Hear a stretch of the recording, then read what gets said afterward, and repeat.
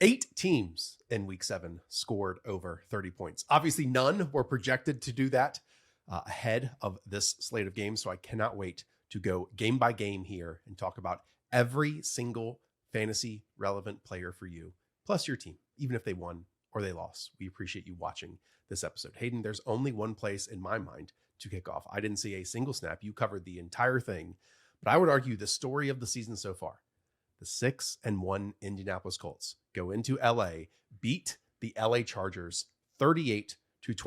Obviously, the Chargers have some flaws. They have some injuries, but the Colts feels like whatever they want to do offensively, they are in rhythm. They are in sync. They execute the play that is called by Shane Steichen, and it's an entirely different operation than the one we have seen over the last 2 years. It was just a beautiful game from Shane Steichen, but all the personnel players did fantastic too. 7 yards per play. They did not have a turnover. They only had 3 penalties. This was a runaway game early on.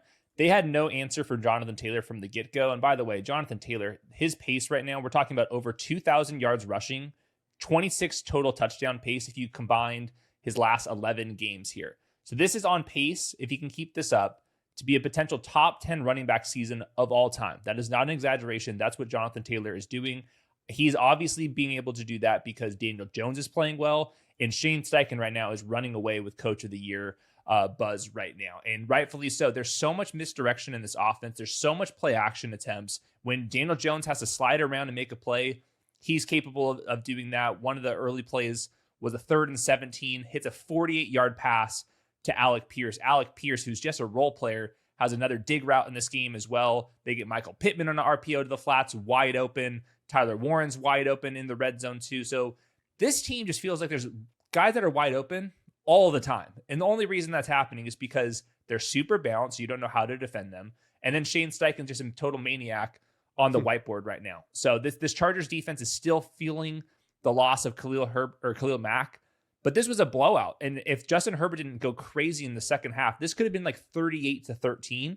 And when you went back and watched this game, Josh, on Monday or Tuesday, you'll feel how much of a lopsided affair this one was. Let's go player by player here, because the first one is Jonathan Taylor. And I remember prior to the 2024 season, I brought up that, hey, it was going to be difficult for Jonathan Taylor to have an overall running back 1 season because of the season that he did it. Just was insane usage inside of the red zone. The amount of carries he was getting and opportunities there versus everyone else was astronomically different. I didn't think that was possible when you have Anthony Richardson obviously stealing away some of those goal line or inside the 10-yard line touchdowns and carries. This season, and we don't have today's numbers, but heading into today, he has 31 carries inside the 20-yard line. That is 4 more than anyone else across the NFL. And I only see that extending and expanding from here. It is simply amazing. And on top of it, we've discussed it a lot. Compared to the last 2 or 3 years, even if he's not getting there in the rushing game, which he is, he's also adding 2 or 3 or 4 catches on a game-to-game basis. What an absolute electric player who is big-bodied, can get to the edge, and can reel off big plays on top of it. Just one of the most, if not the most, I think, complete running back in the NFL right now. Yeah, we had a couple of them up there, and he's going to make a big-time run for Offensive Player of the Year. Jonathan Taylor's touchdowns today, though, I hear you on all the red zone stuff, from 23 yards out, from 8 yards out, and then from 19 yards out. So these aren't goal line carries that he's converting. Right. These are big boy runs all throughout. But yeah, it's the role players on top of that. They hit a home run with Tyler Warren early on. They're also getting Tyler Warren just moved around the formation, so he adds 4 for 69 in the touchdown. He's not exactly competing with Brock Bowers in terms of receptions last year through 7 games, but general fantasy points are fairly similar. Obviously, Brock Bowers went completely nuclear in the second half too. I'm not sure if Warren's going to be able to do that, but it's really nice to see like Michael Pittman without Josh Downs in this one. A lot of just stuff underneath. So there's a lot of balance to this offense. It's layered approaches all throughout, and Daniel Jones is playing really, really high-end football. Only took 1 sack on this one. Just did not feel like he was pressured a whole lot. And I think that's the big weakness for the Chargers team right now is they just lose the battles in the trenches right now. And that's due to injury, of course, but this was a game where they lost the battle in the trenches. It was not even close. Final point here on the Colts. First of all, their offensive line, they lose Ryan Kelly. They have Will Fries go away in a large contract move. They planned ahead in terms of my guy, Tanner Bortoloni and Goncalves at right guard. and they step in here, and it looks like an awesome unit in pass protection and in run blocking. And that is not said among many other franchises out there that replace 2 starters along the offensive line. Alec Pierce in a contract year. We know what happens in a contract year, and he's earning himself a ton of money. Obviously been a deep threat earlier in his career, and now he's making more and more stuff, you know, in the intermediate portion. And then final note on Jonathan Taylor. I just went back quickly. It was that 2021 season. He had 85 carries inside the 20-yard line. The next closest was Austin Eckler and Dalvin Cook at 46. So a gap of 40. I don't think that's the case, but it's still, he can easily get there as a running back one. To me, is the odds-on favorite for it. Okay, let's ask about the Chargers. Real quick, yeah, go ahead. Just on the Colts, this team could make it to the Super Bowl. It sounds that crazy. This offense, it's the sample size is way too big. If you look at, we'll post the EPA numbers, which is the best stat to look at, the success rate numbers. They're in their own quadrant right now. We're talking about a 7-game sample size here. So obviously anything could happen. I'm still worried about their secondary. This team is beyond real on offense right now. Like, this is not just like some gimmicky, like they're playing bad defenses thing. Like they have a bunch of dudes everywhere right now. You can't do this, but let's have this exercise. If you change their logo, and if, you know, you couldn't see the players' faces, you didn't know what team they were, and one of these other operations was 6-1 and winning in these ways, both in the receiving department with multifaceted pass catchers at every level of the field, including a rookie tight end, and this running game, then we would be more ready to claim them as one of the favorites for the Super Bowl, for the playoffs. And it takes us a while to get there. And especially me, look, we love to say when we're right, hand up, I'm not the only one that didn't think this was Daniel Jones and the possibilities here. And he's playing unreal football this season. Of course. And it's just so cool to see when this happens, and it goes completely in the opposite direction of where many people expected. Okay, let's look at the Chargers here. I saw some tweets in the opening 5 minutes of this game. Did they lose the left tackle that was filling in for the left tackle that was filling in for the left tackle? They were on like their 7th and 8th tackles at one point. He played through it, but it was a problem, you know? So it sounds like we're going to get Joe Alt back probably this next game. He was at least like somewhere on the team practicing in some capacity going into this. But it really wasn't like even that was the problem. They just couldn't stop anybody, and they were just in complete one-dimensional offense. So Justin Herbert drops back 58 times, and I think a couple scrambles on top of that. So probably like around 60 dropbacks. The running backs had 10 carries. So this was just a completely one lopsided affair. Now, when they were passing the ball, it looked pretty good. There was 2 interceptions for Justin Herbert. One of them, he was holding into the pocket, ball gets deflected, goes up in the air, big defensive tackle, gets his first career interception. The second one was more problematic. That one, he was trying to hit Quentin Johnson in the red zone after a long drive and just misthrows it, and he just throws it right into the defender who made a great play. But there were some accuracy issues from Justin Herbert in this game, which you typically don't say, but over like the last month, has anyone faced more pressures than Justin Herbert? So maybe he's just feeling a little bit rushed in the pocket. The big thing from the Chargers side of this, and kind of just zooming out, what's going to look like the rest of the season once the offensive line gets a little bit healthier here. Oronde Gadsden's a real player for them. And the TV broadcast made sure to let us know that this was not just some fluke, and that there's like actual belief from the front office and the coaching staff. At one point, the broadcast called him, quote, special, and they were quoting the coaching staff after watching, after watching him in training camp. He's a wide receiver tight end hybrid who's playing a lot of snaps right now. Finishes for 164 and a touchdown. We don't see tight ends get 164 yards very often. On that note, from Ian Kenyon, the top 5 rookie tight end performances of all time by yards. Number 1, Jackie Smith, 212 yards in 1963. Number 2, Mike Ditka, 190 in 1961. And number 3, Oronde Gadsden with 164 in 2025. Okay. So again, by yardage, this is the 3rd best rookie performance singular game of all time, which, Hayden, this is fun to see because he's the archetype of player that we as a fantasy community fall in love with. And I'm not like saying that this is his destiny, right? But you have your Jared Cooks of the world, you have your Ladarius Greens of the world, like the pure receiving tight end hybrid-esque. That said, we already have 3 other wide receivers that are getting a ton of targets and ton of receptions. So while it's great and it's plentiful to have options like this, it then pulls from another because you can't have all 4 have awesome days every single week. Definitely so. I think we should just be long-term very excited about the prospect profile of this. This is how like the Darren Waller type of profiles kind of break through all of a sudden. So there's some clear just one and done, just that was a remember that guy, and that could easily be Rondé Gatson, or it could just be something very promising. And this is going to be a very spread offense that drops back a ton, and he's going to be able to get there. So you should absolutely pick him up. Remember, he did this with Quentin Johnson being back. Quentin Johnson scores a touchdown, had a couple of red zone targets, doesn't have a lot of yardage here. Ladd McConkey had like a couple RPO bubble screens, some underneath looks, catches 9 passes on a team high 15 targets, which share-wise is like solid, but nothing too crazy because they're not going to drop back 60 times per game. Keenan Allen was money in the bank. He had toe drag by the sideline. He scores a touchdown. He had some yards after the catch opportunities. I still think that Keenan Allen like looks good as a football player. So this offense is dangerous, and it's going to be a pretty one-dimensional offense where they're going to want to pass the ball a ton. And it really just comes down to, can Justin Herbert continue to take the beatings that he's taken? So this is like another 40% pressure rate from him. And this team just needs a couple more guys back and healthy, ready to go. But it is cool to see like a Rondé Gatson just yards after the catch from a tight end is pretty hard to find. And he's kind of on that border of, is he a wide receiver? Is he a tight end? Like that's how he looks. Okay. I'm sure we'll cover him in depth on Stats versus Film here on Tuesday. The Chargers are in this weird group of teams that are 4-3.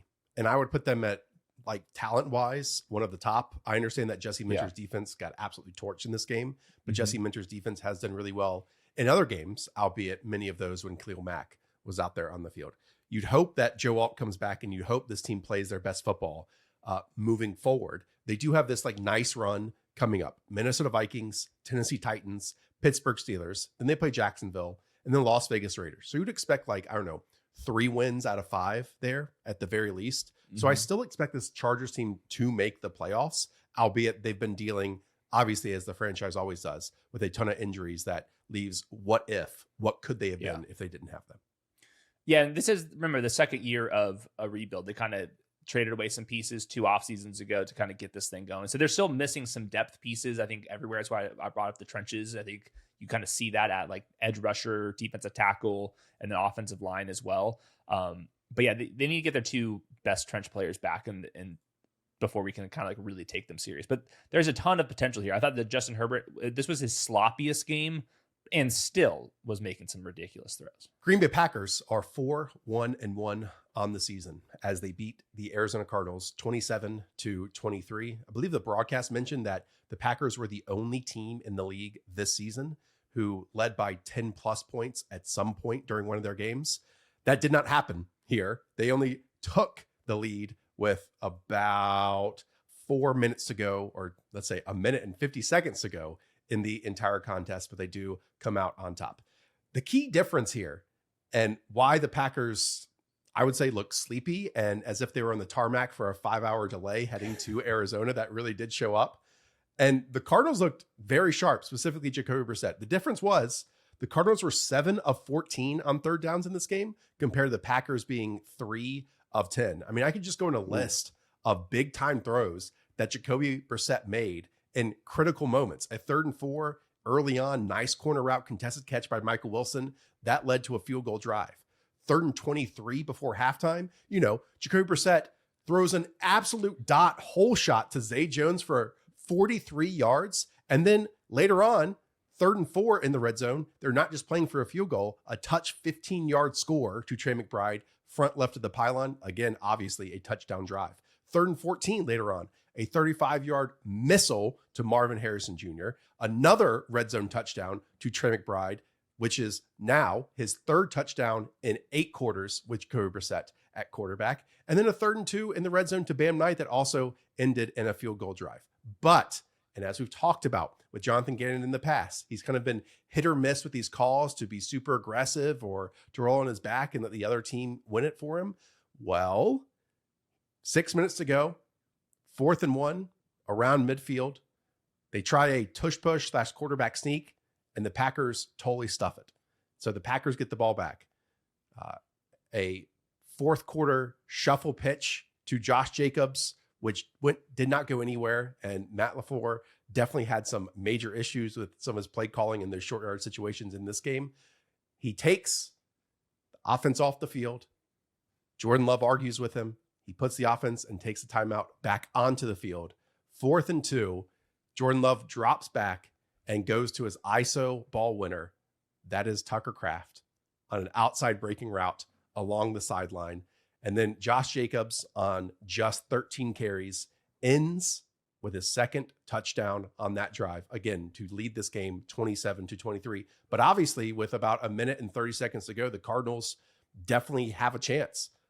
2 more second down conversions by Jacoby Brissett, but Micah Parsons, following a first down, gets his 3rd sack of the day, 2nd against Jonah Williams on the right side, and the Cardinals must score a touchdown this drive in order to win it, and that's not going to happen when it's a running clock, 2nd and 19. Micah Parsons was electric, unbelievable, exactly what the Packers wanted as your superstar, get you off the field type player, and when they needed to get off the field, he was there. Okay, 2 questions on the Packers side of this. Number one, let's just start with Josh Jacobs. There's obviously a bunch of just reports before the game. How did he look? Was it just survive in advance? You get 2 goal line touchdowns. Thank you for your fantasy points and keep it moving. Perfect way to put it. I mean, typically when we look at Josh Jacobs and the Packers score 27 points and Jordan Love only throws for 179, you would think, oh, he got 25 carries, over 100 yards. You know, he did the damn thing. No, it's just 13 carries, 55 yards, and 2 scores. I'm sure the stats when they come out tomorrow about the usage and the snap share will show that even on the first drive, Emmanuel Wilson was checking in. Even on the first drive, Chris Brooks was checking in. Josh Jacobs was not playing his full complement of snaps. And it was felt, you know, he wasn't healthy, but when his name was called upon in those crucial moments, he looked awesome, you know? Sweet. And so it was great to see him get those short yardage. He definitely helped them win because the entire offense, and I think this is maybe the football cognoscente issue with the Packers right now, is they kind of play down to their opponents. Like they haven't really blown out a team yet in terms of from start to finish, week over week over week, even if they have the talent to do it. And they got away with it once again. And they still haven't played their best football, which leaves me with optimism, but I think that leaves other people with criticism. Yeah, 4-1-1's totally fine. They've had some injuries on the offensive line as well, so hopefully they can figure that out. Micah Parsons, obviously having those 3 sacks, gives them that Super Bowl difference maker. Kind of the inverse of Josh Jacobs. It seemed like early on in the game, they were going to Matthew Golden, who ends up with 4 for 37 on 4 targets. But I felt like a lot of those were happening early, and then by the end of the game, it was all Romeo Doubs and Tucker Kraft. Do I have that right? Yeah, they kind of forgot about Matthew Golden. I mean, I think he had 3 touches on the first 2 series, and then after that, just 1 more catch the rest of the way. Tucker Kraft was the go-to player, and you know, whatever corners or safeties or linebackers that he was matched up against, he was just simply overpowering them. And then you had Romeo Doubs on kind of like working those middle areas and hooking into it and catching it in the tight quarters. Packers offensively just looked bad. Jordan Love hitting his back foot, drifting, not pulling the trigger. He really didn't want to scramble in this one too much. I mean, just go 4 for 22. But again, feels like the first 2 weeks, yes, they did kind of blow out their opponents and they played their best football. The last 4 games, not so much. They have won 2 of those, drawn 1, lost 1. But I would expect more here from a Jordan Love passing attack, and we're just not getting it right now. That's 83 snaps or routes for Matthew Golden there. So that's startable. It's going to be hit and miss for him, but at least they're getting some design touches. You know, if you took like the first 2 series snapshot, I would say, oh man, they're coming into this week knowing that Matthew Golden has the juice against these Cardinals cornerbacks, and it just really hasn't been able to kind of sustain itself all 4 quarters yet. Now you're going to have to tell me about Jacoby Brissett, because whenever I watch the Cardinals, I think that the run blocking and the offensive line play is very, very low end. And some of these Jacoby Brissett highlights that I was watching on my feed were pretty impressive. Sometimes I don't know how he does it, because even on his scrambles, he like bumps into his offensive lineman. He's like just quick enough to escape Rashawn Gary and Micah Parsons and these interior guys that are like diving for his ankles. He's like high stepping away and making plays out of them. And I mean, if there's an offsides, he's hitting his back foot and ripping it, you know, on these plays that are, and we've talked about it before, like on 3rd and 12s, Kyler Murray had an historically bad rate of converting those last season. Yes, and Jacoby's doing them in this game like it's no big deal. And he did them in last game like it's no big deal. And he gets the football to their best player in the red zone in Trey McBride like it's no big deal. And yet, when we've seen Kyler Murray over these last couple of years, that has been an issue. And so, look, this team is 2-5. Who knows what this coaching staff is going to be in the future? Who knows what Kyler Murray's future is going to be? I will say, if you play Jacoby Brissett the rest of the way, or even when Kyler Murray is quote unquote healthy and you bench him from that, then that kind of dictates what the 2026, I think, season looks like here, even if we do, handle each quarterback individually. But Jacoby Brissett over these last 2 games, in critical, gotta have it moments, has simply outplayed Kyler Murray, and specifically in an offense that Drew Petzing has drawn up. Before the game started, I think this is crucial. They said Kyler Murray's going to be our quarterback. So they wanted to get ahead of this one. After the bye week, they get the Cowboys. So this should be a good spot for this offense to get going. My thing with the offense in general, now that they've lost their run game coordinator, who's now in Dallas and just kicking ass, they've lost their first and second string running back, and they just don't have the offensive line talent. They've been investing elsewhere, which I totally understand. They had a bunch of holes. This team's just not going to be able to run the ball. And if you just remove the Jacoby Brissett carries from this is one of the worst yards per carries that you'll see. And that's why I think I'm super excited about Trey McBride the rest of the way. And I almost wanted to put him like the end of our conversation when we were ranking our top 12 overall players, because I think he's going to go crazy. And today was 10 for 74 and 2 touchdowns. If you just look at his last, I think it's 8 or 9 games, he's on pace for double-digit touchdowns. And that was the only concern, was, is he going to be able to score touchdowns? And at the end of last year, he was able to. And then throughout this year, he's now able to. So obviously, he's scored more of them with Jacoby than Kyler Murray. But I think this team's going to be very one-dimensional moving forward, and they're going to have to throw the ball just because they're running out of, they just don't have the skills, and they're going to be so inefficient to even try to run the ball. So we might get more Trey McBride and Marvin Harrison, deep shots in goal line usage in general. These pass rushes are more intelligent now than they ever have been before. And it's very clear that there's a weak spot along this Cardinals offensive line, and it's Jonah Williams at right tackle. And obviously the Packers have more invested in their pass rush than a lot of these other teams. And Micah Parsons is better than a lot of these other teams, but they were just able to isolate him in critical moments down the stretch to get off the field. And he was just instantly beating Jonah Williams on the right side. Paris Johnson's very good at left guard or left tackle. And they have, other players that are quality. Helto Froholt is really good too, but they just don't have enough players at this moment. That is for sure. Would you feel better about Trey McBride rest of the season if Jacoby Brissett was his quarterback and not Kyler Murray? It's probably about even. I feel like they do different things and it kind of nets out in the wash. But Jacoby Brissett, one guy throws to his tight end in the red zone and one guy doesn't. Right. Hey, Trey McBride. It's true. Yeah, it's been true for these last 2 games. I think Trey McBride's going to score a lot of touchdowns this year just because they have to. They can't especially if Jacoby Brissett is his quarterback. That would be nice. Again, just shout out to Matt LaFleur. It was a rough day when it comes to these third down runs. One went to Emmanuel Wilson early, then did this shuffle pitch to Josh Jacobs a little bit later on. I think both lost yardage, but just trusting your best players, even if your best players did not play well for the majority of the game. In that 4th and 2, that's what winning teams do, and to get you back into the groove. I mean, Jordan Love even missed Romeo Doubs on a previous 4th down that was just a pure overthrow that they got this, I think almost cover 0, cover 1 look that it was a deep post. And he just didn't hit it. It was open. He had 2 yards of separation. And so again, trusting him later on the 4th quarter instead of kicking just a field goal allows you to win this game. A theme of the show in recent weeks has been hyping up the talent of the Philadelphia Eagles.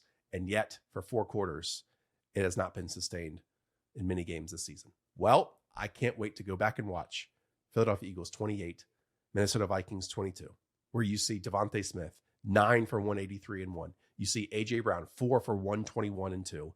And you see Jalen Hurts 19 of 23, 326 yards, 3 touchdowns. Talk that good stuff to me, Hayden Winks. There's just talent winning out and a surprising game plan from the Minnesota Vikings in just disregarding everything we talked about going into this game, where the Vikings were number 1 in passing EPA allowed, the best in the league, and they played a lot of zone defense. And then what do they do here? They send blitzes. I think it was 20 blitzes to 6 non-blitzes in this one. And Jalen Hurts had one-on-one opportunities down the field. And unlike throughout the entire rest of the season, he was actually completing them. His placement was very reminiscent of what it was in 2024 when they won the Super Bowl. And what do you get? Devontae Smith career outing. I believe those are actually career best numbers for Devontae Smith. And then AJ Brown gets two touchdowns and a game winner all explosives here. This team still cannot run the ball. And they tried to run the ball early on, and they were completely ineffective. Saquon Barkley, 44 rushing yards on 18 carries. Tank Bigsby actually had the longest carry, his only carry of the game. And this team just needs to sit there and pass the ball. Let's just get with it. The interior offensive line is too injured, and they're dealing with Cam Jurgens now, also injured. Their only way to move the football right now is to live and die by the deep ball. And guess what? For the last couple seasons, if you even that out, it's been really, really strong. And it was good to see it today. Early on in the game, A.J. Brown on a scramble drill. This was not like a designed read. We don't give a bunch of credit to Kevin Petula for this one. Just on the fourth down, they get A.J. Brown in the scramble drill for a touchdown. But what was nice is more under center play action where you're actually marrying the run game, which is non-existent, to the pass game. And that's where you had the Devontae Smith, where they were crowding the box. And then all of a sudden over the top, you get a huge 79-yarder to Devontae Smith. So I thought it ended up being a better coached game here because they threw in a couple more wrinkles. And I like the under center stuff here. And I was kind of surprised that late in the game, Brian Flores kept sticking with these blitz looks because that was like the one opportunity that the Eagles have had this season is like they can make these one-on-one plays with the receivers down the field. And that's what happened in this one. So it was like one of the best Jalen Hurts games of his career. I did bring up, it was either the quarterback episode or wide receiver rankings this week, that I was a little bit nervous that the Vikings EPA pass defense stuff was just about who they had played. You know, they played Correct. Caleb Williams in week 1. Then they played Michael Penix, and we know what he's been. And then ever since it was like Jake Browning and Dylan Gabriel and Aaron Rodgers who always suffers against Brian Flores and that type of stuff. Are we allowed to just be concerned that this Vikings defense isn't close to what it was last season? Like Andrew Van Ginkel has been injured. Dallas Turner hasn't taken this leap after spending a first round pick on him. They're worse at stopping the corners. Run. Right. The corners, definitely. Obviously they sold out, like you said, to kind of stop the run here, even if they've been bad stopping the run so far this season. And if this is the case, and it was like bad quarterbacks that they faced in order to get that high DVOA or EPA number, then they might just be a worse unit that is high variance based on the style that they play. They're always going to be high variance just because Flores is just a complete madman out there. But I think that the wide receiver cornerback mismatch here, and it was actually a little revenge game from Rodgers, their corner here, and they just kind of ate him alive, including on the game winner with where A.J. Brown beat him. So, yeah, one other little wrinkle just to keep in mind, Brian Flores had their like backup outside linebacker on the tush pushes laid down on his face right next to the center to try to create like a leverage mismatch where like the center can't go diving under there. I've never seen that one before. I don't know what imagine being told, guess what? All those Eagles guys are just going to be laying on top of you this weekend. Get over it. These guys have been watching some of the beautiful game. They've been doing this on free kicks for years. Even the great Lionel Messi has been laying behind these walls to stop the low kicks. So, yeah, did it work?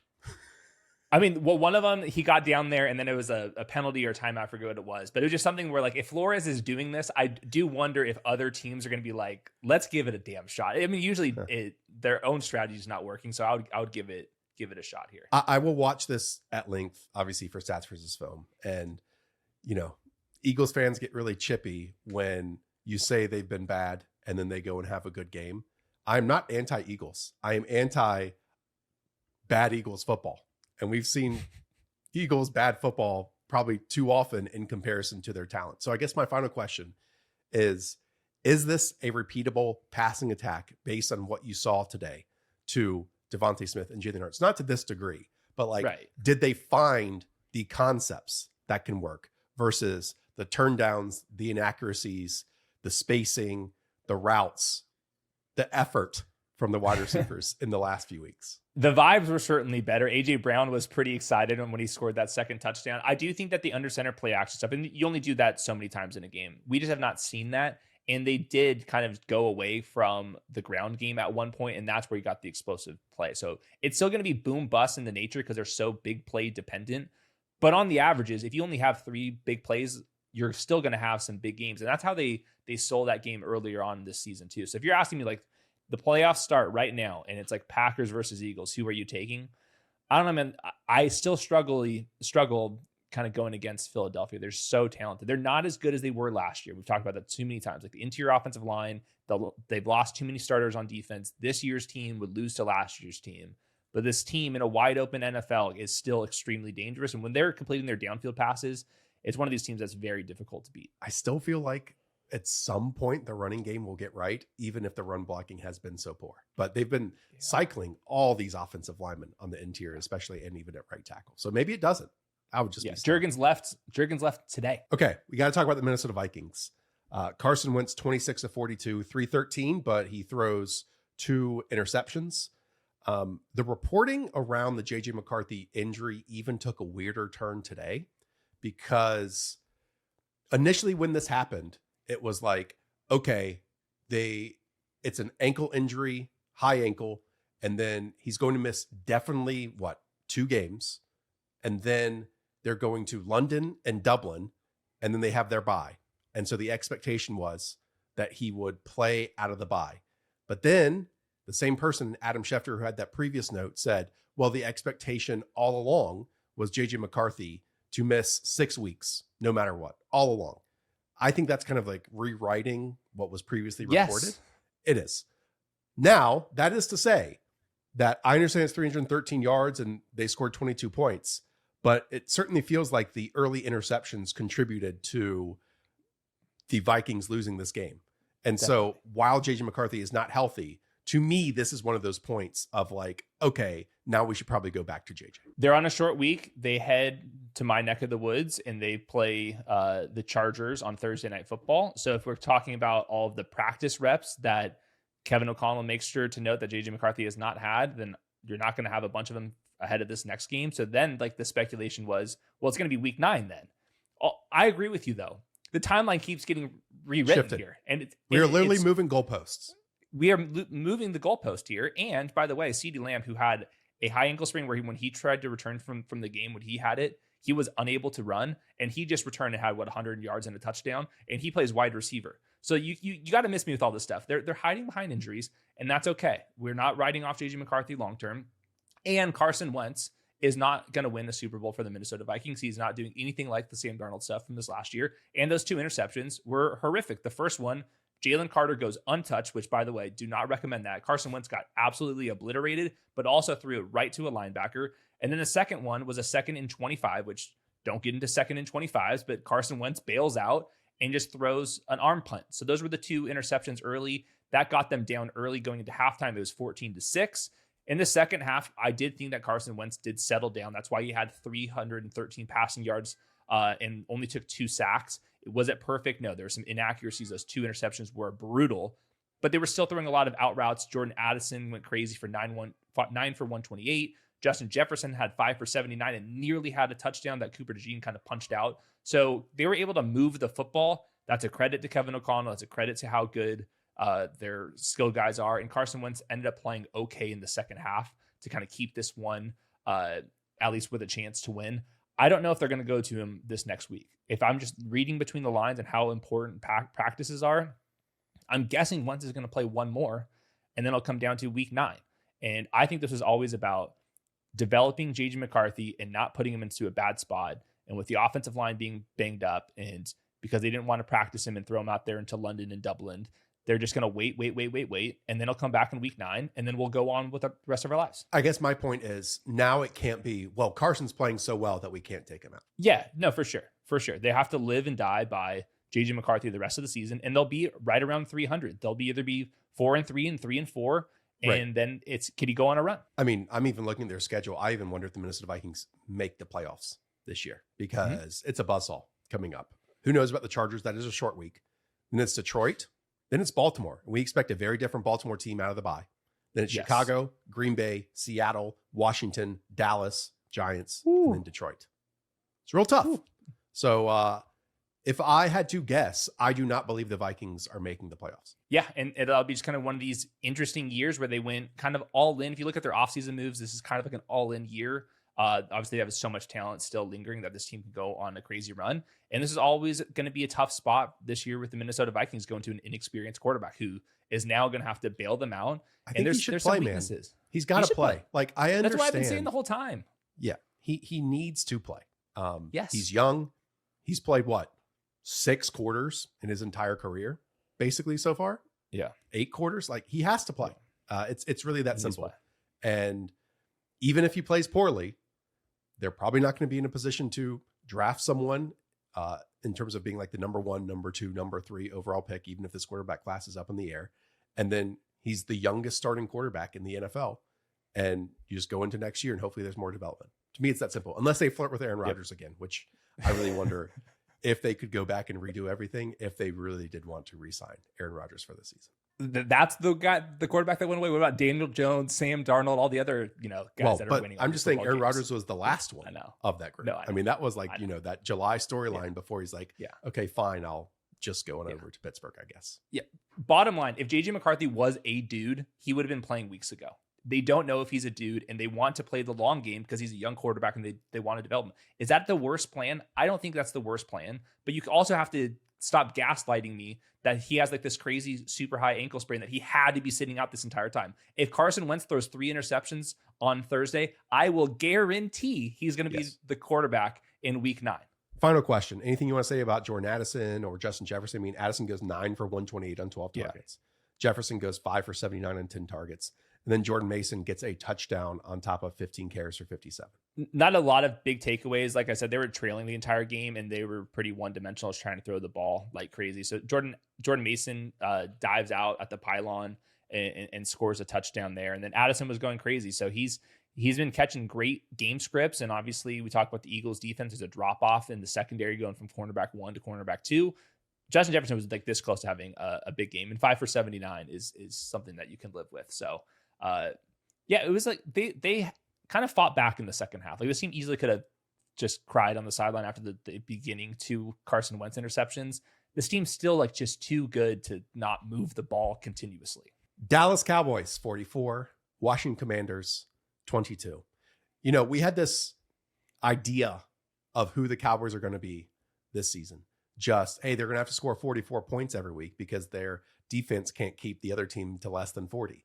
Well, what if, Hayden, what if this Cowboys team actually might have a defense? Today they did. Today, the defense steps up in a big spot and really plays complementary football to the offense. But obviously the CeeDee Lamb return and everything else that Dak Prescott was able to do in this game will still headlines. And so we'll begin there.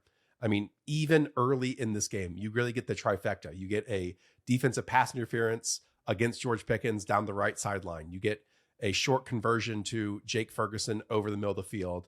And then you get a 74-yard touchdown to CeeDee Lamb with Three Stooges-esque Commanders DBs running into each other and him literally running free down the middle. We talk about throwing up the mailbox when you're open for these wide receivers. Yeah. I think CeeDee Lamb threw that 6 yards beyond the line of scrimmage because he just ran down the heart of the Commanders defense and no one was even close to him. He was open early, he was open middle, and he was open late and goes untouched for this long score. Obviously, on top of it, Pickens 4 for 82, just continues to win on the boundary and come up with unreal catches. And then Javonte Williams, 19 carries, 116 yards, 1 score, 33-yard run. And just getting to the edge, I'll continue to say it. Bobby Wagner, Frankie Louvu are just trash linebackers at this point. They're a massive critical issue of this Commanders defense. And all these teams know that they can get on edge runs and they're not going to be able to reach them. There was this critical sequence here with just before halftime. The Commanders are going to bring it to about like 15 to 20. And they have an unreal pinball bumper car run by Jeremy Nichols to get at the 2-yard line. Jane Daniels runs it in on the next play. They leave 45 seconds on the clock. Dak gets sacked, then has a 44-yard catch to George Pickens, then has a 33-yard run to Javonte Williams, then has a 2-yard touchdown pass, I believe, to Jake Ferguson. And so in that moment, it shows that the Cowboys have some of the best offensive, firepower in the league. And they totally canceled out that like short clock touchdown by the Commanders. And then overall, a big takeaway is Jaden Daniels, who had a left knee injury early on in the season, leaves in the third quarter with a right hamstring issue on a sack fumble. And the hits just continue to build up on him at this point. Yeah, really bad spot for the Commanders. But want to focus on the Cowboys because I think there's a chance that they might have the best offensive numbers in the NFL by the end of the season. I mean, they're already flirting with it right now. So obviously they have their hands full with how the Colts are playing, but this team is just putting up crazy numbers weekly. CeeDee Lamb plays all of the routes, so that's encouraging. I'm assuming he looked totally fine, you know, based off of his numbers, no problem there. Javonte Williams, you brought up that 33-yard run after the Pickens play. He keeps breaking a lot of tackles. Like this Javonte, this looks like a new human being back there, which is really cool. Like I think that he should be in the conversation for comeback player of the year. I don't have it memorized, but this is a complete 180 turnaround on a cheap contract there. So I'm really hoping this Cowboys team could trade for one more defensive player and get actually serious, because this offense, if they're in the wild card race, they can go point for point with any team in the NFL. We just obviously saw that with the Packers, and they keep flirting with us saying, hey, we're going to trade these. We have all these draft picks. Like we have another move to make. Yeah. It might take even one or more. Like Kenneth Murray left this game. He's been a liability at linebacker. Donovan Wilson, I believe that's the safety, has had some issues so far this season. We know Trevon Diggs had a concussion at his home this week. Deron Bland, the man, did come back. And as soon as Jaden Daniels left, Marcus Mariota on a 3rd and 6 kind of drops his eyes, moves around, throws super late to the outside. And that's where Deron Bland gets his pick 6. And again, at that point, it was 41-15. Donovan Ezeraku did really pop up, though, with a bunch of pressures and moments there, too. So they do not have a Micah Parsons. And am I saying in the aggregate, they're able to package all these players in order to get there? No, but you would like to think at some point, Matt Eberflus, the reason why he got a head coaching job was how good his defenses have been in the past. That hasn't been the case so far with the Cowboys. But again, maybe in these critical moments, and when they get to the playoffs, you can put a game plan or two together that, hey, just keep the opposition to 22 points. And I would give the Cowboys strong odds to score 23 points on any given opponent on any given week. This would be, if you were the 1 seed or the 2 seed, and all of a sudden you refresh your playoff game and the Cowboys are on deck, that would have me nervous. Let's talk about the Commanders. So again, Jaden Daniels, 12 of 22, 156, 1 touchdown. He's also the leading rusher with 35 and that 1 short yardage. I mean, this Cowboys team had been demolished on the ground recently, including a 200-plus yard performance against the Panthers. And so Ja'Cory Krosky-Merritt could only go 13 carries for 33 yards. Jeremy Nichols, 2 for 22. The 2 leading rushers are the 2 quarterbacks here. So, look, we always talk about this and think of it with these second-year quarterbacks where, man, they caught on fire during their rookie seasons and shocked the world with how good they looked immediately, and especially how they finished. And then you go into year 2, they make improvements around them because they're on a rookie contract, and you think it's only up from here. They're going to pick up exactly where they left off last season. And that's just not the case with these Commanders.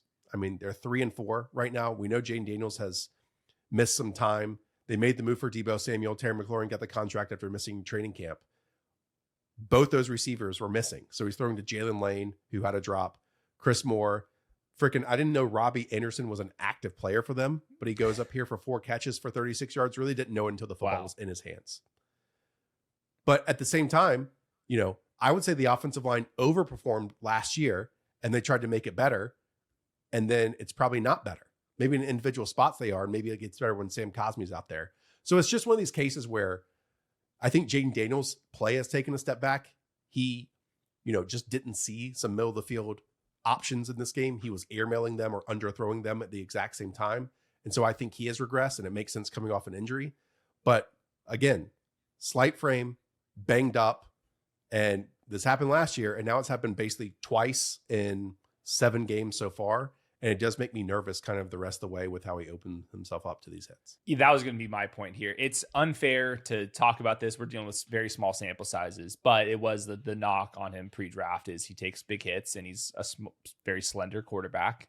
And now this is going to be probably his 3rd missed stint because of an injury. He took a huge rib shot. He was battling through some injuries last year. That play in the pocket where he got his knee wrapped up caused him to miss some times. And this one inside the pocket, his hamstring is going to be the culprit here. So it just in general, when he's been playing this year, you're not seeing the crazy explosive runs in general at the same rate. And I think that's because of the knee injury. And then once you kind of take that away, it takes some time. So Lamar Jackson, as his career picked up, he became better and better inside the pocket. And hopefully that's what kind of helps Jaden Daniels round out for the rest of his career. But yeah, a little bit concerning that we've already had 3 or 4 instances in 1.5 years where injuries have mattered to him. Also, shout out Brendan Aubrey. He has now made 5 field goals of 60-plus yards in his career so far. Yeah, the one today, I think, is still going up. I mean, that was a boot. I actually thought, because this game was so out of whack in terms of domination by the Cowboys, that they might just take a couple knees and allow them to try a 70-yarder just for shits and giggles. You probably make it. I mean, I'm not going to bet against the guy. It's insane. Yeah, I mean, I really have no other, like Zach Ertz gets his touchdown. That was one of the few plays where Jaden Daniels had so much time, 7 seconds to throw near the goal line, and they're able to get it. So again, I keep talking about schedules. The Commanders one coming up, especially if Marcus Mariota is at quarterback, and this is because that was a blue tent to immediate locker room for Jaden Daniels. But it's Kansas City, Seattle, and Detroit over the next 3 games. Then you have Miami, and then Denver after that. So 4 of those 5 are I would classify as difficult matchups. You got the Eagles and the Cowboys in your division. It's like no piece of cake. We opened with so many teams, 8 of them scoring 30-plus points. The Kansas City Chiefs were one of them. Well, the Las Vegas Raiders posted 0, and that improves the Chiefs to 4-3, and the lowly Raiders at 2-5. Hayden, big talking point this week. The last infinity stone of Rashee Rice comes back, and very early, and in just 3 quarters, 10 targets, by far and away the most, doubled up the next closest. 7 receptions, 42 yards, and 2 scores. The first touchdown was one of those just little jet sweep situations where Mahomes flicks the ball forward for a passing touchdown. That's really a run play. That is a designed look. Touchdown there. Later in the game, they throw a jump ball to him. Rashee Rice, after the game, says, hey, this is what I played like in college. You can also throw these big jump balls up to me. They got that one. I will also note that there was a pre-snap penalty on another Rashee Rice at the goal line, little flick play to him. That would have been a touchdown as well. So there is a clear emphasis to get Rashee Rice the football. I'll just bring up the notes through halftime because this game was completely over. We saw like backup quarterbacks, Gardner Minshew. Like pretty early in a revenge game for him. At halftime, Xavier Worthy, 82% routes, Rashee Rice, 55% routes, but he had 8 targets at halftime. Pretty wild. Juju Smith-Schuster, Hollywood Brown, and Tyquan Thornton all hovered between 27 and 52% of the route. So it was a rotation there. Rashee Rice was not a full-time player, but the second he stepped on the field, he looked really good. His yards after the catch ability is really nice. And the Chiefs they got a first down, it seemed like every single play. So they ended up having more first downs here than the Raiders had offensive plays. The Raiders set a couple records. We'll get to them in a second, but Kareem Hunt early on in this game on that Rashee Rice goal line touchdown, he got rolled up on as a lead blocker. He was able to come back for a little bit, but it was a lot more Brashard Smith and Isaiah Pacheco after that Kareem Hunt injury. Pacheco did have a nice touchdown here. So for your best ball teams, he's starting to earn it a little bit more. And just in general, you just watch this Chiefs team, you're like, would you actually pick against the Chiefs in the playoffs at this point? This offense is looking absolutely scary. And if this game was closer at any point, this team could have put up 40 easily on the Raiders. Anything you want to say about the Rice role? I mean, I think the doubters heading into the season said, oh, well, everyone's focusing on, the first 2 games of last year, when it really extends from about week 10 from his rookie season through the Super Bowl and then until what we saw last year. That was it still the same middle of the field work, running after the catch, all that type of stuff, and how he scores touchdowns. 1.5 average depth of target, and the touchdowns were love it. And there was another one that could have been a touchdown at the goal line. So it was all the BS stuff that you're used to with Andy Reid. We had elements of that. I'll also say that the Chiefs were playing with their food and converting stuff. There was one moment where Mahomes is down there and he says, quote, "This play never effing works, man," on a 4th and 1, just to set up an actual snap that goes for a play. There was also another one where Mahomes went out of his way to do a no-look pass to move the chains. There was other moments where Patrick Mahomes looked like he was playing on rookie level in Madden. It was sensational. It's a reminder when Patrick Mahomes has his guys back, there's nobody better. Like Josh Allen and Lamar, these guys can have their moments, but the consistency level, and I'll say that Mahomes has his swagger back. He's the number 1 fantasy quarterback right now. And if I was actually drafting today, I would rather have him than Lamar and Josh Allen. I think this team's going to go absolutely nuts.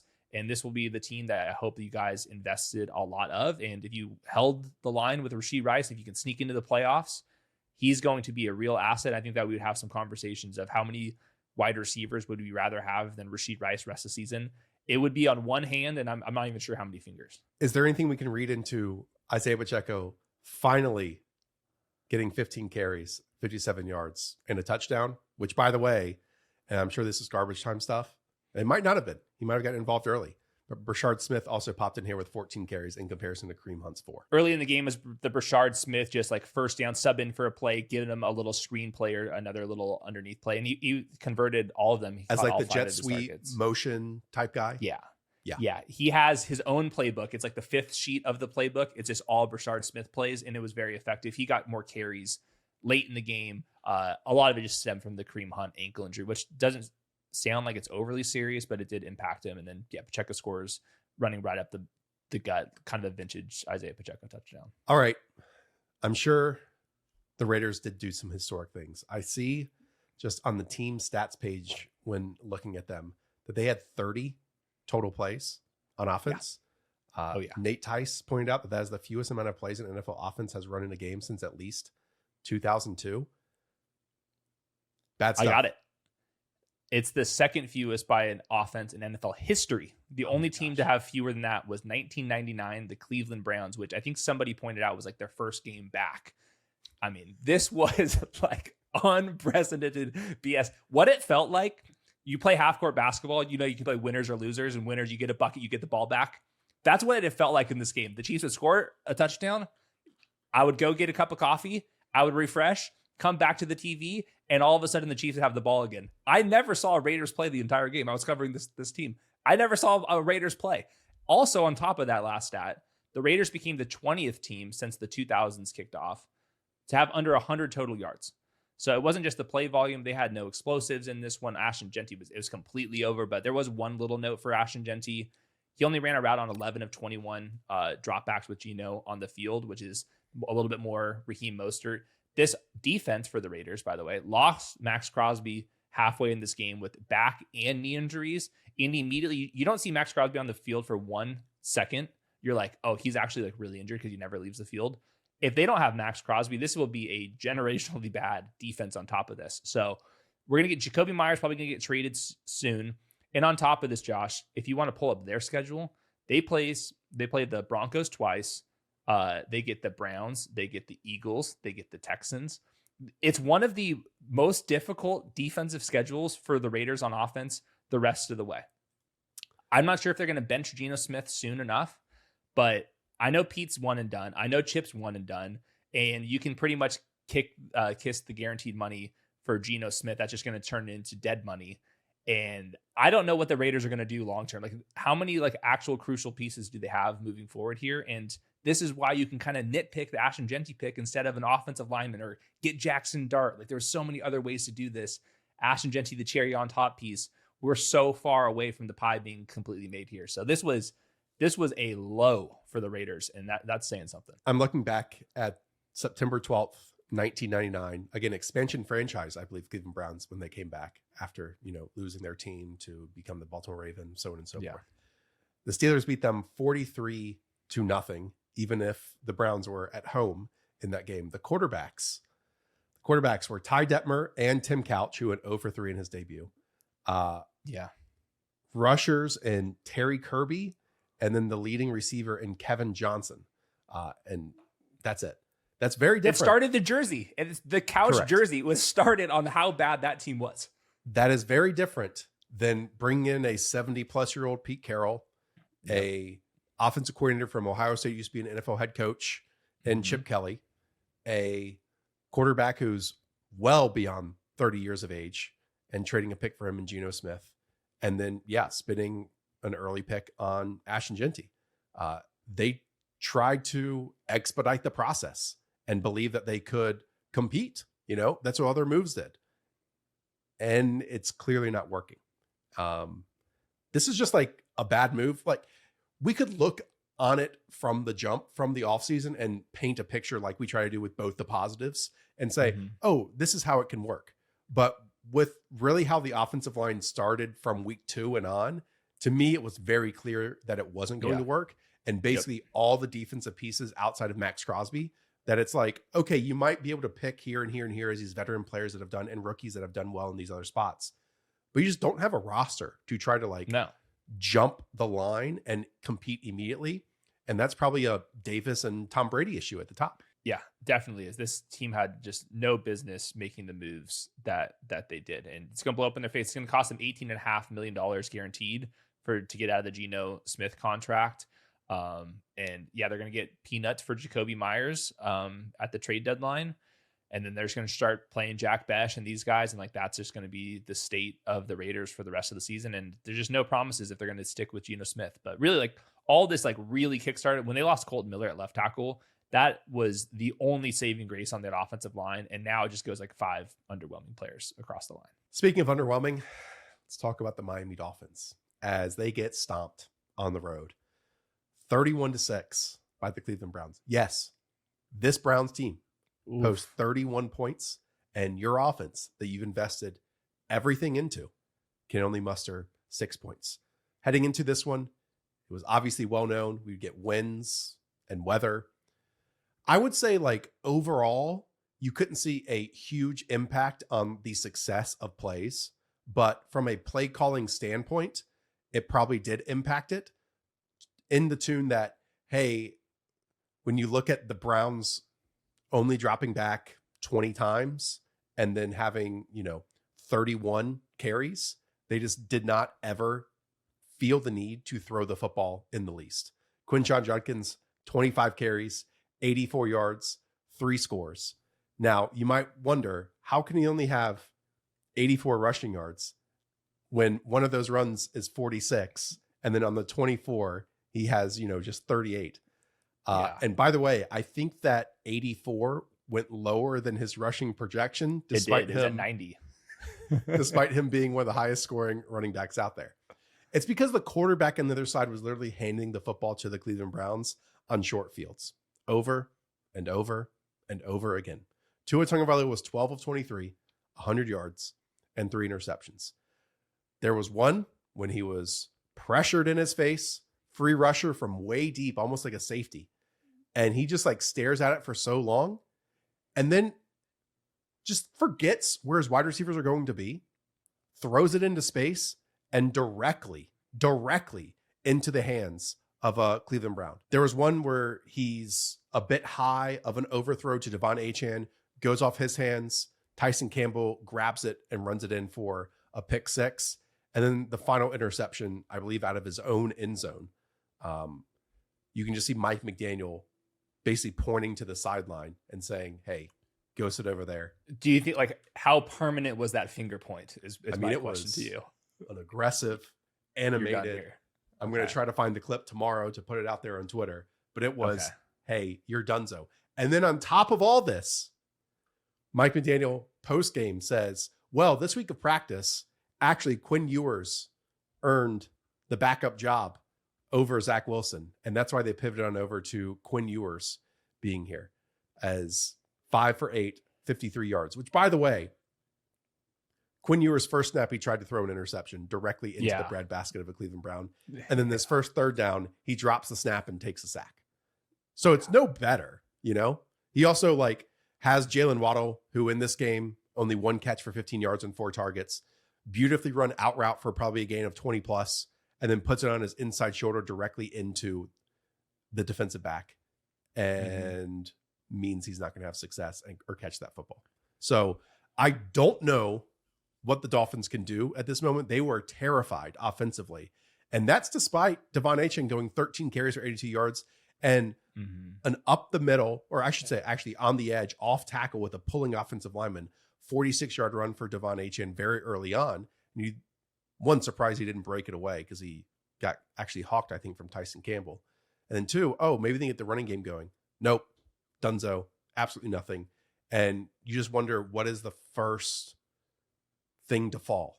Is it Tua no longer being the starting quarterback, or is it Mike McDaniel being fired tomorrow? What would you do? I have an answer. Well, I mean, I would be terrified of what Tua Tagovailoa looks like in a non-Mike McDaniel passing offense. I would like to see no choice. Yeah, I would like to see Mike McDaniel call an offense for a quarterback that is not Tua Tagovailoa or Skylar Thompson. Unfortunately, based on this roster, it has to be either Quinn Ewers or Zach Wilson. I'm not sure if that's much better. Yeah, I agree with you. Tua is not the answer.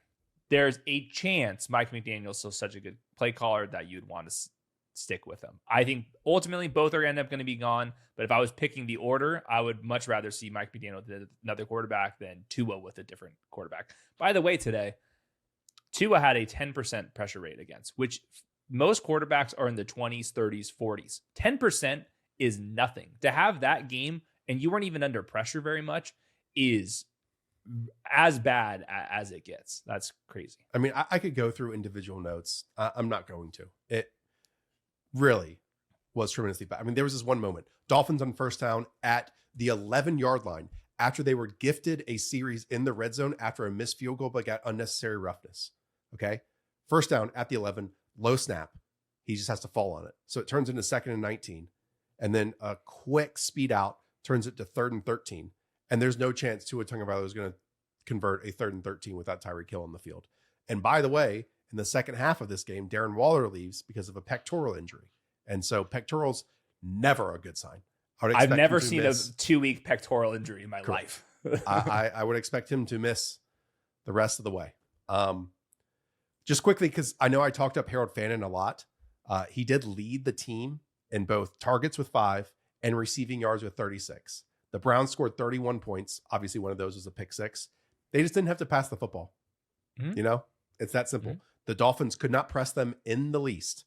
And so we did get a couple screens here or there, but Jerry Jeudy got nothing, and he actually outscored Jalen Waddle on top of it. So obviously we had a bunch of great tight end scoring this week. And in a parallel universe, maybe Tua Tagovailoa doesn't see ghosts and isn't terrified to play out there. And Harold Fannin, gets another 4 targets and maybe doubles his receiving usage.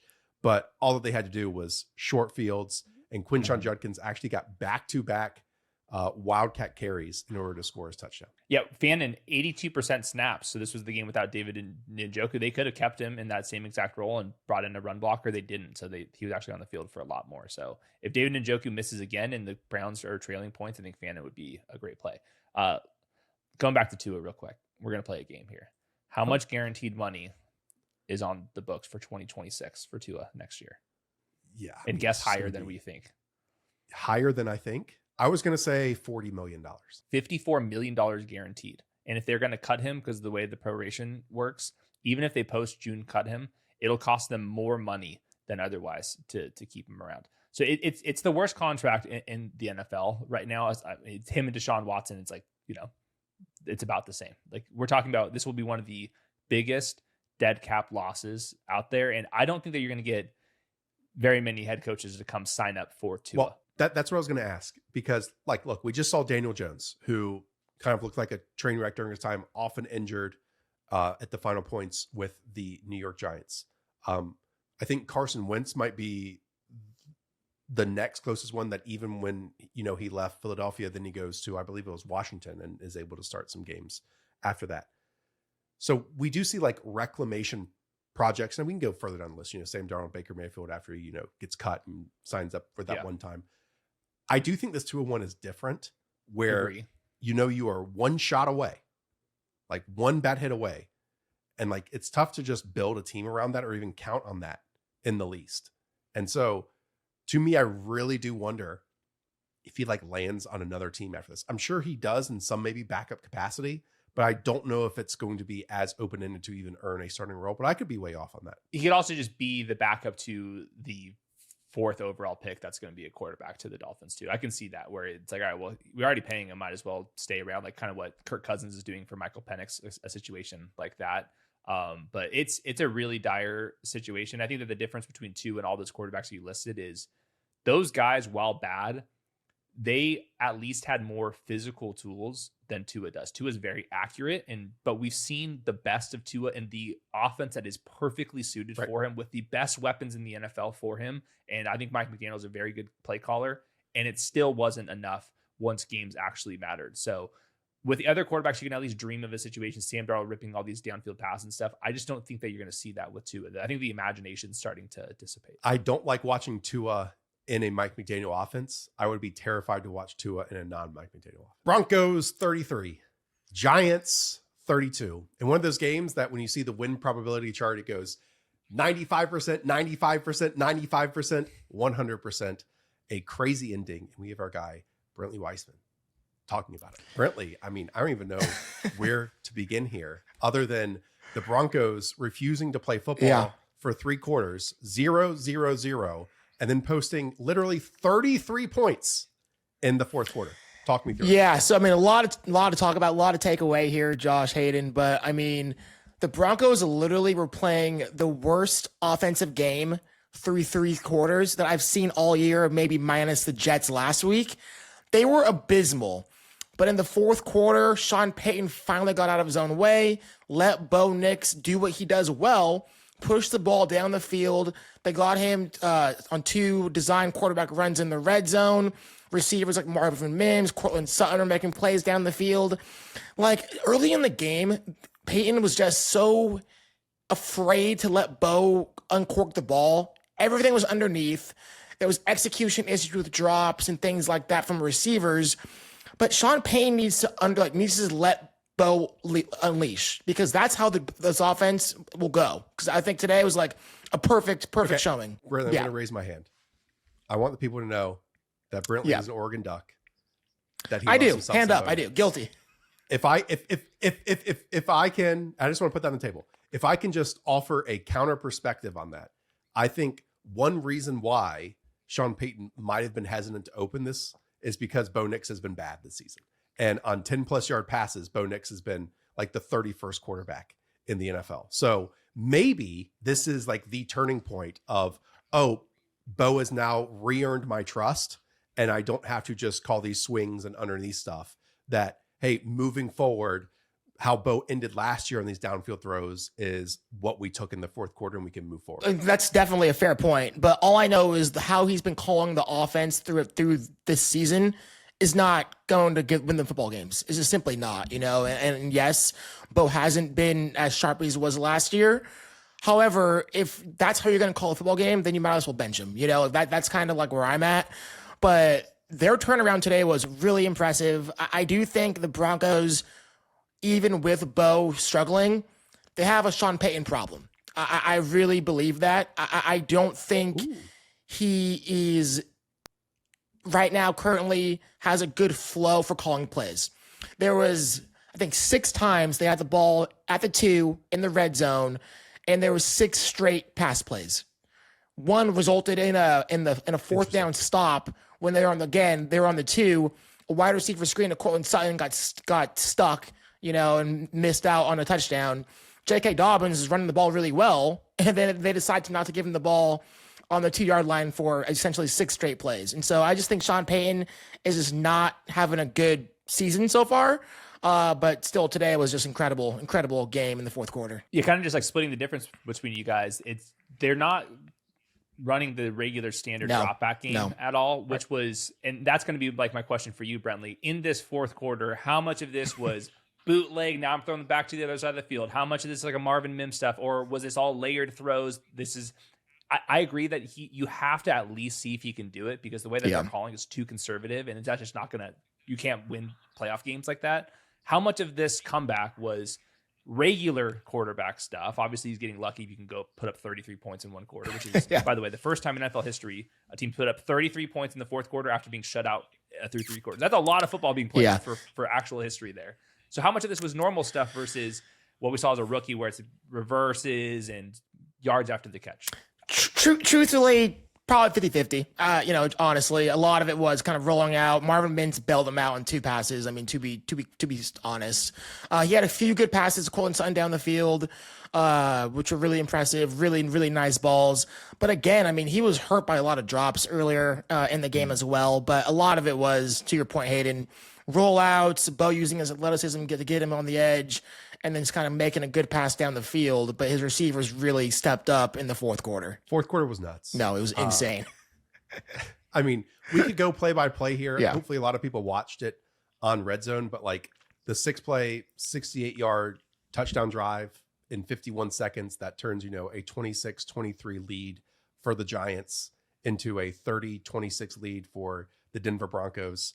We'll talk about the Giants here in a moment, But, I'll say Jackson Dart having one good throw on that drive and like other missed ones. I mean, that a were 4th and overthrow. 17 conversion is a pretty good throw if we're going to talk about Correct. that. It was a good throw. But also, he was short though. Dropped interception because two guys ran into each other.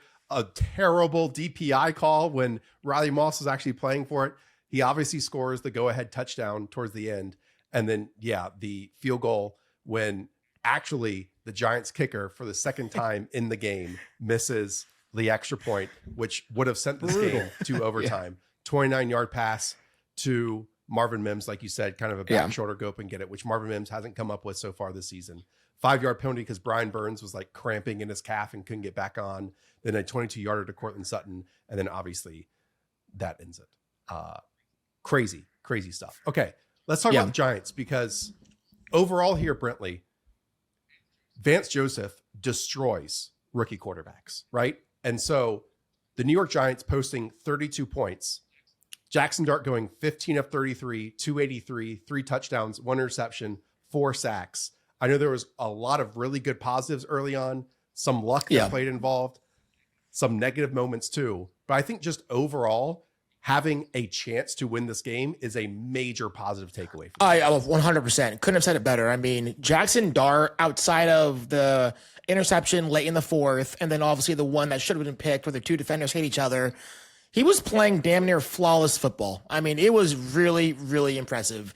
And especially when you consider who he's throwing the ball to. I mean, his number one receiver is Wan'Dale Robinson, who, props to him, he is a fun player to watch. Like, I like me some Wan'Dale Robinson, but Jackson Dart doing this on the road against a top 5 defense in the league, Vance Joseph, who we know is one of the best coordinators in the league, super impressive. I mean, very, very impressive Jackson Dart. I like his ability to escape pressure, keeping his eyes down the field. He was able to find Cody Bellinger kind of on a kind of a broken play down the field for Daniel Bellinger, tight end on a broken play down the field where he evaded a sack. It was a great throw. And then his athleticism on the move is really impressive. Like, the Giants have something here with Jackson Dart. I think it's very clear.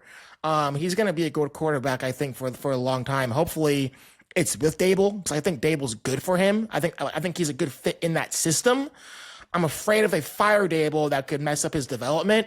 But overall, it was a really impressive showing by Jackson Dart. Yeah, just like zooming back out, they put up 32 points. They easily could have won this game. They should have won this game. He actually had that big drive, and he did this without Malik Neighbors. And the guy that's replacing him in the offense is Lil Jordan Humphrey, who ran 40 routes and didn't have a damn yard. So you're working with the confines of this offense, and the offensive line is pretty hit and miss too. They got a great left tackle, but the rest of it is pretty hit and miss. So I think in general, we can nitpick. There's definitely some bad moments here, but he put up 32 points on the road without Malik Neighbors. Like you got something here. No, totally. And the Daniel Bellinger stuff, and obviously the Statue of Liberty stuff is so cool. And he and Brian Daboll are on the same page. At the same time, like, we can say that and also say the 41-yard touchdown to Theo Johnson that is a 3rd and 17 that deflects off of Wan'Dale Robinson, and Theo Johnson grabs it in midair and runs for the touchdown. Isn't really like a touchdown throw, Yes. And then the final drive is sack, incompletion, 5-yard delay of game, incompletion, 19-yard pass, incompletion, and then a 1-yard touchdown run. So I agree. This is not a full deck that the Giants are going with here. It is miraculous that the Broncos won this game. It kind of, this whole like aura thing, I buy into a little bit with Cam Scatterboo, and they've changed the mentality, but like, did they change it enough to, win this game that obviously you have a 4th quarter interception on and all that type of stuff? Like, it's still, I want Daboll to stay, but at the same time, they have to win games in order for Daboll to stay. It's that simple.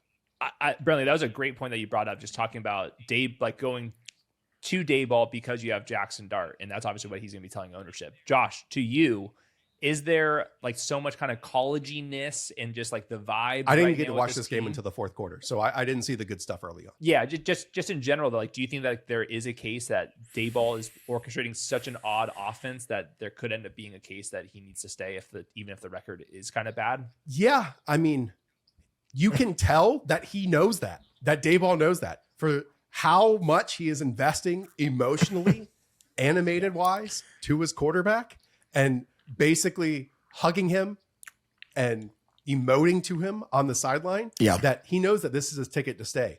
I just think that that's difficult if you don't win more than. Yeah, I think this is going to be like a really good case study because we always hear, a coach on the hot seat draft a young quarterback who could maybe save your job. Well, this is it, because the young quarterback is playing well, the team isn't necessarily winning. We're going to find out, if the ownership is going to want to, have Daboll still in the building. Yeah, I don't know the schedule's. It's tough. The schedule's difficult. They need to win some ball games here, but it is like a unique situation where not everybody wanted Jackson Dart, and Brian Daboll did. And if he can kind of prove that he's knows something here, then I do think that he might actually have a chance to stay. But this is way too early. But I just thought it was interesting. I don't really hear many people saying like Daboll should stay, and I think we're getting to the point where if there's enough production here, even if the wins and losses aren't translating, that he's at least going to be able to go to ownership and be like, hey. He should. I mean, we saw him make the playoffs in his first year by like winning on the boundaries of what Daniel Jones and that offense could do. Obviously this year, not having Malik Neighbors is going to change the win-loss column just overall. But it's very clear that Jackson Dart feels more comfortable in this offense and with this coaching than he would with others. It's just one of those things, not to keep repeating ourselves. Can ownership look past a team that might have 4 or 5 wins at most this season, even if they're super competitive and this should have been one? I'm not sure if that's going to happen moving forward because of kind of the things that we talked about.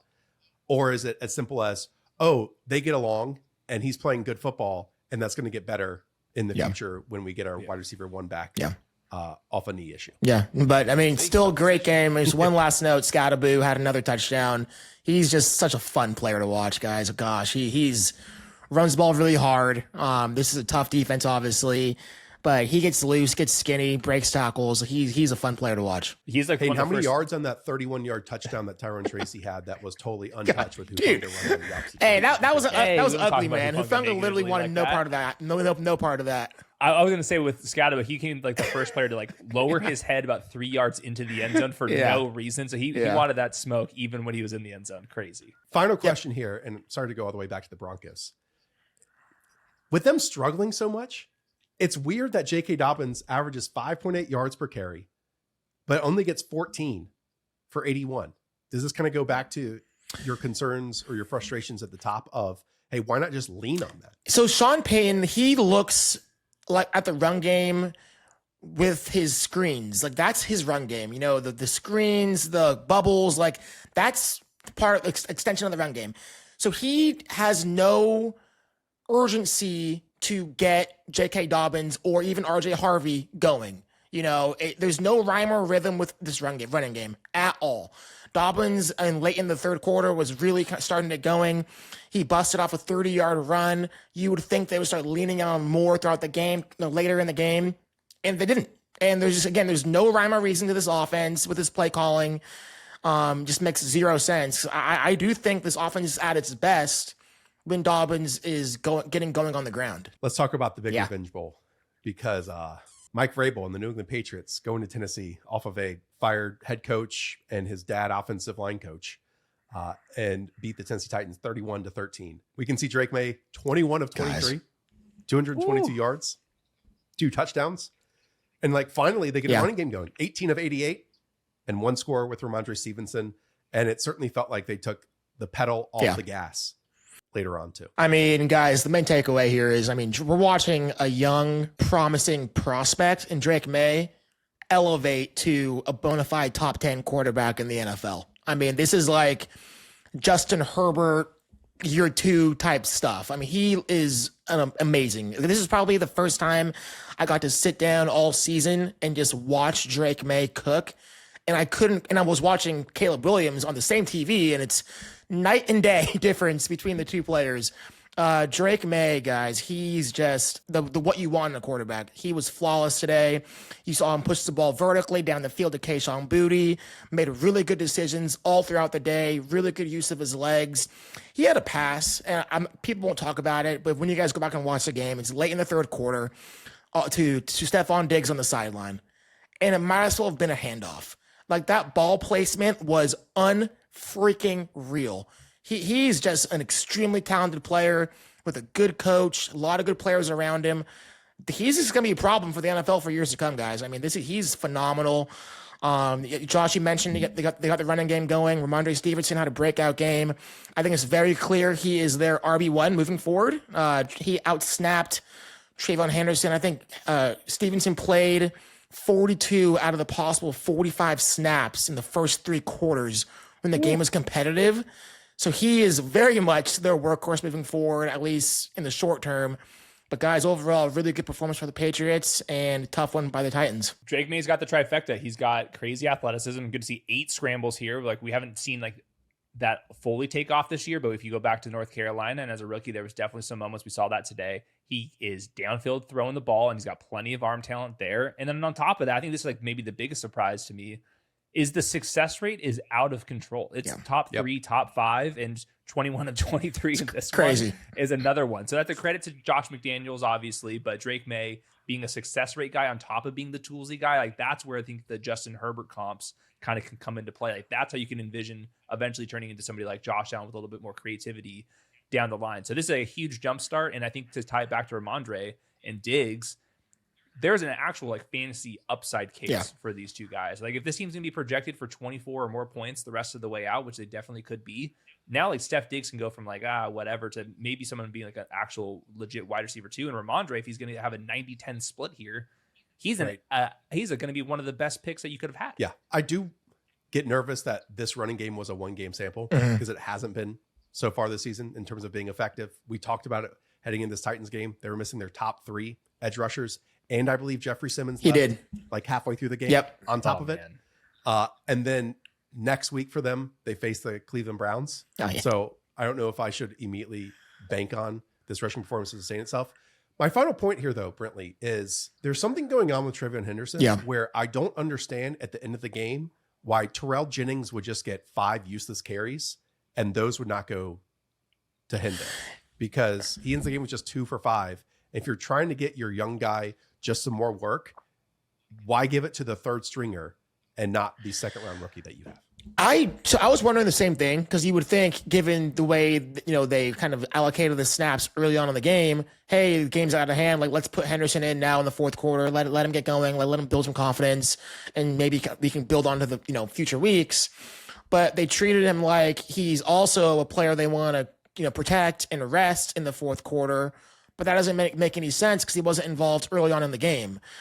So it's like I don't get it. You got the worst of both worlds. It makes no sense. The way you said that really was so it makes no sense. And so like I wonder if there's something going on off the field, because Vrabel's kind of he had some comments I think this week about we gotta just they're not playing Kyle Williams. Yeah, like they're just not playing these rookies. Yeah, other than obviously their left tackle. Exactly. So I don't know what's going on. Obviously, we all like Henderson. We all think he's a really talented player. But it's really weird dynamic with him and the coaching staff, I feel like. It is fascinating, Hayden, going back and looking at other games, because there was that one where both Antonio Gibson and Ramondre Stevenson fumbled, and Trayvon Henderson owned the entire second half of that game. And ever since then, his usage has been in the tank, despite basically not making a fumble mistake, a pass pro mistake ever since then. And then here we are where, like Brentley said, it's the worst of both worlds. I think the pass protection issues early on the season is just like leaving a pretty sour taste in their mouth. And on top of that, he should still get the 5 carries at the end here. No, I agree. I agree with all you. Like, let him develop, get him some touches. He's also not making guys miss out in space. And like, you got to be able to do that if you're his profile. And he's always just going to be kind of a committee member. And I think they've just been kind of underwhelmed in general. But I agree. Even with that, Terrell Jennings. Let's name the college. Anyone want to throw out a guess? I mean, dude, Arkansas State. Terrell Jennings. I want to say.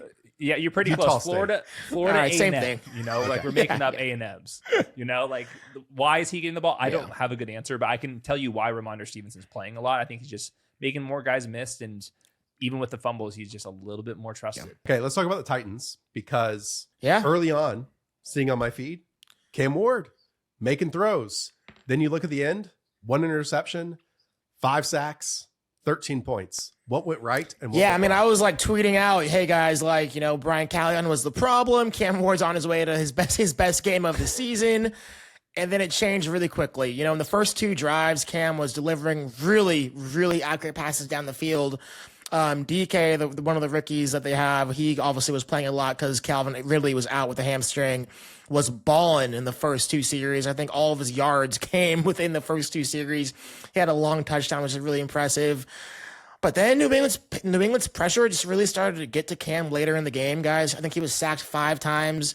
He had a really, really bad fumble, which is essentially a fumble 6, where the ball literally just like slipped out of his hands.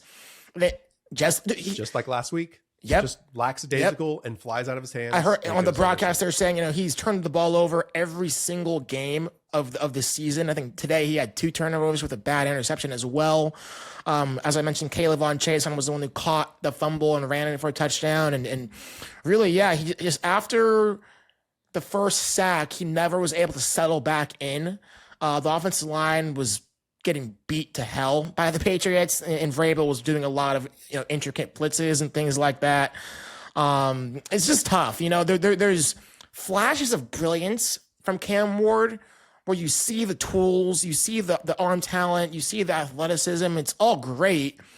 But then he goes on long stretches of just sloppy football. And honestly, it's, we got to recognize who he's playing around. It's not a lot of talent around him, but you wish you'd see a little more consistency down to down.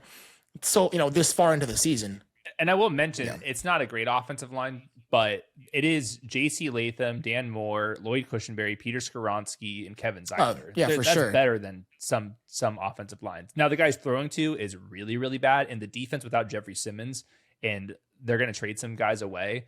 It's going to, this roster is really going to clear out. But I think with Cam Ward, he was a difficult pre-draft eval because the arm talent I thought was really good.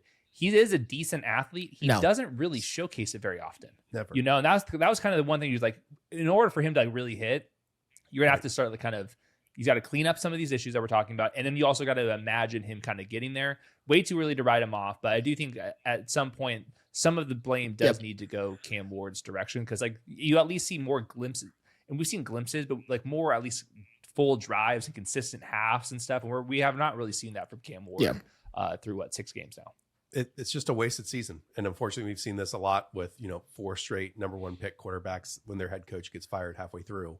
And that just leads to, warts and bad moments and things you hope that they don't carry over. Like just losing the football without getting touched and you're not trying to juke anyone out twice in 2 games. 9-inch hands alert. Is just real bad stuff. So I don't want to go on it too much, but it's rough out there. Anything you want to say about the usage here? I mean, we get 5 carries for Tajay Spears, 6 carries for Tony Pollard. Tony Pollard gets his most work in the receiving game with 6 receptions for 43 yards. Anything else here? No, I mean, just watching the game, I like Tajay Spears for what he is. I don't think he should be eating into Tony Pollard's workload as much as he currently is, and since he's been back. Pollard was doing well, to start the year when he was the solo running back, the feature guy. I think Pollard is the better player, so I would, try to lean more into that, but we'll see what they do moving forward. Yeah, I think it came out a report this week, Hayden, that anyone but Cam Ward or Jeffrey Simmons are available via a trade for the Titans. So imagine if you're one of the other 51 people on the roster. Could you get a 3rd-round pick for the rest of the roster, all in one? Tough sell. That's kind of the problem here. Right now, by the way, the Titans have had the highest amount of points they've scored in a game this year is at 22. Yeah. They've been under 13 or lower 1, 2, 4 times. So they're lucky that they got that win against the Cardinals, because otherwise right now, they're on pace to have one of these historically bad seasons. And there's some, I guess, winnable games down the stretch here, but this could be a 2-15 team. Let's talk about Chicago Bears, because they're 4-2. As they beat the New Orleans Saints 26-14. Yeah. They're 4-1 after that crazy debut game against the Minnesota Vikings when everyone wrote off the Caleb Williams and Ben Johnson connection. But what's fascinating about this box score, Brentley, and I would love for you to dive into it, is this Caleb wasn't really needed. I mean, 172 passing yards and 1 interception. Basically, for the first time, other than that Commanders game, DeAndre Swift, 19 carries, 124 yards, and 1 score. And it's not just him.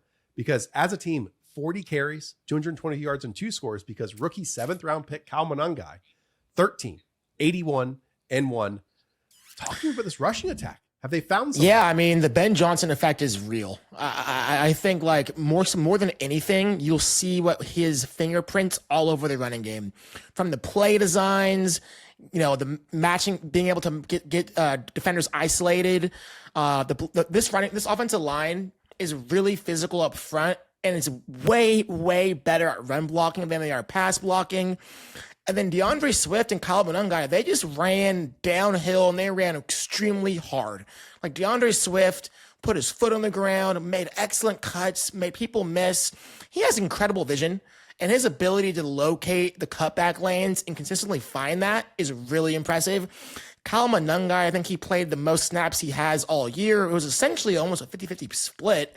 And he looked really impressive, really explosive, broke some tackles, had a goal line touchdown run. I mean, he was really impressive. It's given Gibbs Montgomery vibes with kind of what Ben Johnson wants to do, and thank gosh for those two running backs, because Caleb was atrocious today, in my opinion. And if it wasn't for that strong running game, I think the Bears would have been in trouble. So props to those guys. I think Ben Johnson has it figured out on the ground. And I think moving forward, this is going to be a much more run-heavy team rather than a high-flying passing attack. Today it was 3.2 yards before contact for the running backs, which would be the best in the league if they held. And that was the case last week too. And when you saw out of the bye is the DeAndre Swift vision. I think when you're asking him like run up the gut and stuff, it gets very wonky. And then sometimes he has a tendency to cut things back outside and bounce it instead of cut back. But if you are going to give him on these pitches like they did last week, I haven't watched this game, that's where you're going to get the best stuff. And it makes the cutback lanes, I think, a little bit easier to kind of envision. Yeah. And that's what he was doing today as well. It was a lot of outside tosses and things like that.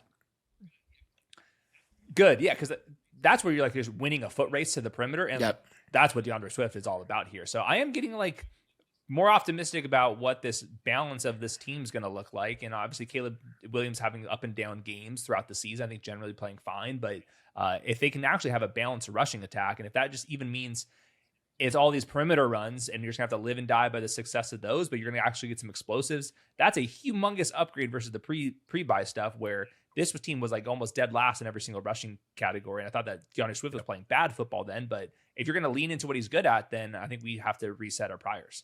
Swift in these edge runs, and I haven't watched this one, so I'll definitely watch it for stats versus film. Yeah. That's where he's at his best. This to me is also a huge feather in the cap for Kyle Monangai, who, was basically giving Swift a rest in other ones. It makes sense when you're a 7th round rookie coming in and you have to like really earn that trust and you were really brutal in pass protection early on. But if this is like a starting point for him, I'm not to say to make it a 50-50 split moving forward, but even to get like 35, 40% of the work, that could be huge for him moving forward because they need this other complementary style of runner to be what Ben Johnson wants to be. Rushing. No, I mean, he was, in terms of the down usage and things and kind of where they're out on the field, it was like, they were interchangeable, so it wasn't just Monangai as a third down back or whatever. It was even on early downs, red zone. It didn't really matter where they're out in the field or the time of the game. They were just kind of interchangeable players. Yeah. Okay. I always like when the backs do that. He should be rostered on most serious leagues. Okay, let's go through the New Orleans Saints here because Spencer Rattler, 2 touchdowns, 3 interceptions, 4 sacks, 233 yards. The other part of this too was Dennis Allen's defense was not performing very well to start the season. And it kind of feels like Dennis Allen's defense has turned it around. But focus that in on the Saints, what worked and what didn't. Yeah, Rattler, look, I appreciate Rattler's willingness to take shots and be a gunslinger, but with that comes these kinds of games. He just had 3 kind of really boneheaded, really aggressive throws that led to interceptions. One, he was late. Kind of over the middle of the field, or this corner got a good jump on it. Another was kind of just a lame duck throw down the sideline where Kevin Byard was able to kind of, from the free safety spot, make a play on the ball. And then, I think Rattler, he made some good throws kind of late in the second half or late in the first half when they were just struggling really bad all first and second quarter. He made a really good throw to Chris Olave down the field, then found him again in the end zone. So you see the arm talent. Like, I think Rattler's better than a lot of the other young quarterbacks in the league. But again, I think, being as aggressive as he is as a thrower, these games are going to happen, you know, and then I do think the Bears front seven got all after the Saints offensive line, and these running backs had no room to run. And then they were down a lot, you know, pretty much this entire game.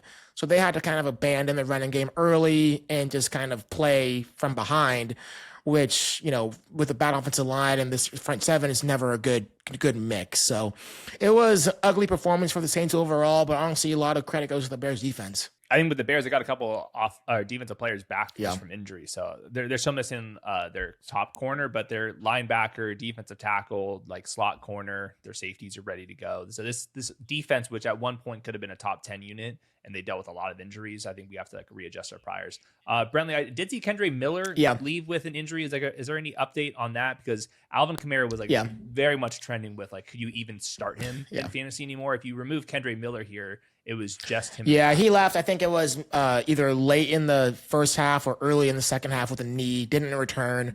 And then it was essentially like the Alvin Kamara didn't come off the field, you know, after that. So I'm not sure the severity of Kendre Miller's injury. He obviously did not return. So that'll be something to monitor throughout the week. But it was no longer like, hey, they're splitting carries. It's now the Alvin Kamara show once he left the game. Yeah, it's 84% snaps for Alvin Kamara. And then one injury as well, just on the Bears. And Chris Olave, we'll talk about it. And Chris Olave, we'll talk about in Stats versus Film. 7 targets, 5 receptions, 98 yards, and 2 scores. You know, he was mentioned as a trade candidate. And then I believe Diana Rossini reported that they're actually working on an extension for him. So it's like, doesn't that make way more sense? I mean, they need to have somebody good. He's on the team. He's like their only good pass catcher. Why would you trade him with a young quarterback? That was the conclusion that we made, that guys like this, talent-wise, are rarely available. And so why would the Saints make them available? All right, Brentley. No, appreciate it, guys. At Wembley Stadium, the home team loses in the Jacksonville Jaguars as the Rams stomp the Liam Cohen-led Jags 35-7. I mean, tons to talk about here. Matthew Stafford, 5 touchdown passes on just 182 passing yards. He opens this game, Hayden. We asked, how can you replace Puka Nacua? Well, Colby Parkinson, 3 for 47. My guy, Terrence Ferguson, 1 for 31 and 1 score. Tyler Higbee, 3 for 19. Even the guy who I believe played the second most wide receiver snaps. No, Hayden, check that. The most wide receiver snaps at Jordan Whittington of 42 of 70 only gets 2 catches for 9 yards. That sucks football. Process-wise. Yep, that does. Yeah, he wasn't a full-time player because they used a lot more 2 tight end sets, which was like a pretty cool wrinkled. And I think part of that was because Jacksonville was missing some key players over the middle of the field. But yeah, Matthew Stafford's playing out of his mind. I just looked at it after today's 5 touchdown game. His pace, 53 touchdowns through the air. Yep. 53. And then the key player was Devontae Adams, 5 catches, 35, 3 scores on 8 targets. We mentioned heading into this game that he was second in the NFL when it came to end zone targets, only behind George Pickens. That hadn't come into fruition in terms of production so far. But when regression hits in a positive way, some people might call it progression, it hits in a massive, massive way. And he gets just 3 ISO ball winners for scores. Now, to me, we don't have to have this long conversation once again, but it is frustrating when a team spends 2 first-round picks plus a second rounder on the best cornerback in the draft and arguably the best wide receiver in the draft. And while we did get awesome wide receiver work today from Travis Hunter with 14 targets, 8 receptions, 101 yards, and a score, his best by far, which, by the way, they didn't score that touchdown until the fourth quarter, and a lot of that production was in the second half. It's also frustrating when the reason why this team, this is just my interpretation, isn't playing him full-time in 2 wide receiver sets and only keeping him, restricting him to 3 wide receiver sets, is because they also want to get him defense work. I think today he played 14 defensive snaps on 77 opportunities or 70 opportunities. Why is it so important to get him on defense? I need a great pass breakup for Devontae Adams at one point in this game. Why is it so important to get him there when in pivotal situations, when there are timeouts and penalties, and you can substitute a one-on-one, man-to-man corner against Devontae Adams in that area of the field, and he's not out there? That just does not compute to me from a coaching standpoint, from a usage standpoint, if we are to believe that it's so imperative he's getting these defensive snaps, and that's restricting him from playing and contributing to the highest degree on offense. And if he's only going to be playing in like against 3 wide receiver sets, you can get scripted out. And that's what like the Rams partially did by all those 2 tight end sets. He's never going to be out there. So you can kind of just like phase him out of that side of the ball if a team really was that concerned about him. But I think with the Travis Hunter stuff is this team is so 3 wide receiver set committed now on offense that he is playing enough snaps to matter. Obviously this is big garbage time stuff, but once again, I just think that his talent at wide receiver just stands out when he knows where to line up. I think that's kind of the frustrating part is he would be putting up, I think, pretty crazy numbers if he understood the playbook. And I think as the season progresses, he's going to get more familiar. They're going to have a better strategy of how to actually win with him. And things should get better, especially if the Brian Thomas injury late in the game really starts to matter. But I think that the frustrations are warranted. I will also note he played like 85% of the offensive snaps here because they're so dedicated to these 3 wide receiver sets. And I think ultimately we're going to start seeing his talent kind of win out there because that was not nearly this rate in the first month of the season. Right. But the reason why they're dedicated to the 3 wide receiver sets right now is also because Brenton Strange is out. And they're also, down 35-0. Yes, they have to be. Yeah. So my frustration is when it's part of the plan, why can't, and I understand the other caveat is he's had difficulty lining up and being in the right position. But I guess my point is, I think Travis Hunter is an unbelievable football player. And in wins this season, like the 49ers of in your own end zone, the 23-yard catch over the middle of the field, they don't win that game without that, right? The Chiefs game, they don't win that game without him on offense too, right? Why aren't we just getting 2 wide receiver set stuff? Like his biggest impact is in that area. I understand you can make the argument that, he's also our best cornerback. Well, then why isn't he playing corner isolated in Devontae Adams when he's second highest in terms of end zone targets across the league in true one-on-one situations? I'm not the only one saying this. Literally, the wide receiver legend of the Jacksonville Jaguars said he should be our number 1 wide receiver. It's kind of simple to me, but I just don't know how you can fix that this deep into it. And I just hope that the rest of the way they are using Travis Hunter effectively and efficiently and best, which to me is being this team's best target earner and target getter on offense. I mean, yeah, Brian Thomas has continued to struggle. He had a couple big drops here, and the injury late in the game makes me a little bit nervous for what exactly is going on. And I think that was a shoulder injury. We know he had that wrist injury. So he's making some plays, but not consistent enough, obviously. So I think Travis Hunter remains a fascinating guy for bench / wide receiver 3 decisions.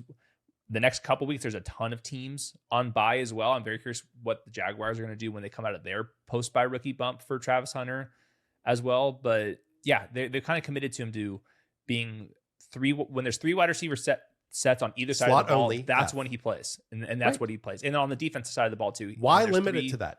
Why? I think it's because you're splitting up his practice reps, and he can't mentally take all of it. And I think that's the choice that they've made. And we'll see if it's the right choice and if they're going to continue with this going into the next season. So they're still experimenting. I do wonder if at the break if they are going to pivot to him. He makes big plays on both sides of the ball. This is not a question about talent. He's going to be extremely talented in this league. Just what is the best avenue for him to stay involved? And when you have the football, you got to dictate where the ball is being thrown to. And I always think that makes it where I would lean towards offense because you get to throw him the actual football. And that's not the case when you're playing defense. It's not your choice. 100%. I am not anti-Travis Hunter. I am anti this plan so far because I don't think you are maximizing the talent that Travis Hunter is at this moment. Okay, we can talk about some other things here. You mentioned Brian Thomas. He dropped another one over the middle of the field. Then he had some others that were kind of fingertip grabs that I would say he, would have caught last year. And he's just not doing it right now. It just hasn't been right all season long. And, you have one middle of the field drop every single week. And then I think the other conversation here is just about this rushing attack because, I mean, we hit week 5, week 6, week 7, and Travis Etienne stuff has really gone downhill. 7.3, 7.5, and then 6.0 fantasy points over the last 3. So that was a huge win for them in the first 4 games of the season. They were 3-1. And the rushing prowess has kind of fallen off a cliff in these last 3 games. Get the Raiders next week for that to bounce back. So I feel very good about him. It's not like that Tutin's like doing anything crazy. He stumbled. He was this close to breaking a big play, and his cleats kind of just slipped out. This is the bye week. So like, again, new coaching staff can reflect on everything, what has worked, what hasn't. And obviously we need to say that Trevor Lawrence played poorly in this game. That's very obvious. That's a given. And very simple. 7 sacks. And we'll definitely talk about that in depth in Stats versus So. But I feel like this team started off red hot and it was difficult to criticize them. But now that they're 4-3, it kind of logical too. Yeah, they put up 19 points in the last 2 weeks. Next up, the Rico Dowdle Chuba Hubbard conundrum, as the Carolina Panthers are 4-3 and go up to New York / New Jersey and win 13-16. There's not much offense to talk about here. And the big, again, conversation point is the rushing dynamic between these two runners, because Dave Canales wanted to hide it from everyone. What it turned into, Hayden, was a true series by series by series by series. And Chuba Hubbard is the one that got the first series, then went to Rico Dowdle, back and forth, back and forth. Even if there was a 3-and-out or a 5-and-out or whatever, that's what happened. What ended, though, from a box score standpoint, is Rico Dowdle finished with 18 touches for 96 yards. And Chuba Hubbard finished with 16 touches for 55 yards. Rico Dowdle, some explosives, some breaking arm tackles at the second level. And then Chuba Hubbard's long gain of 26 was the most wide open screen with a convoy of 3 blockers that you'll see.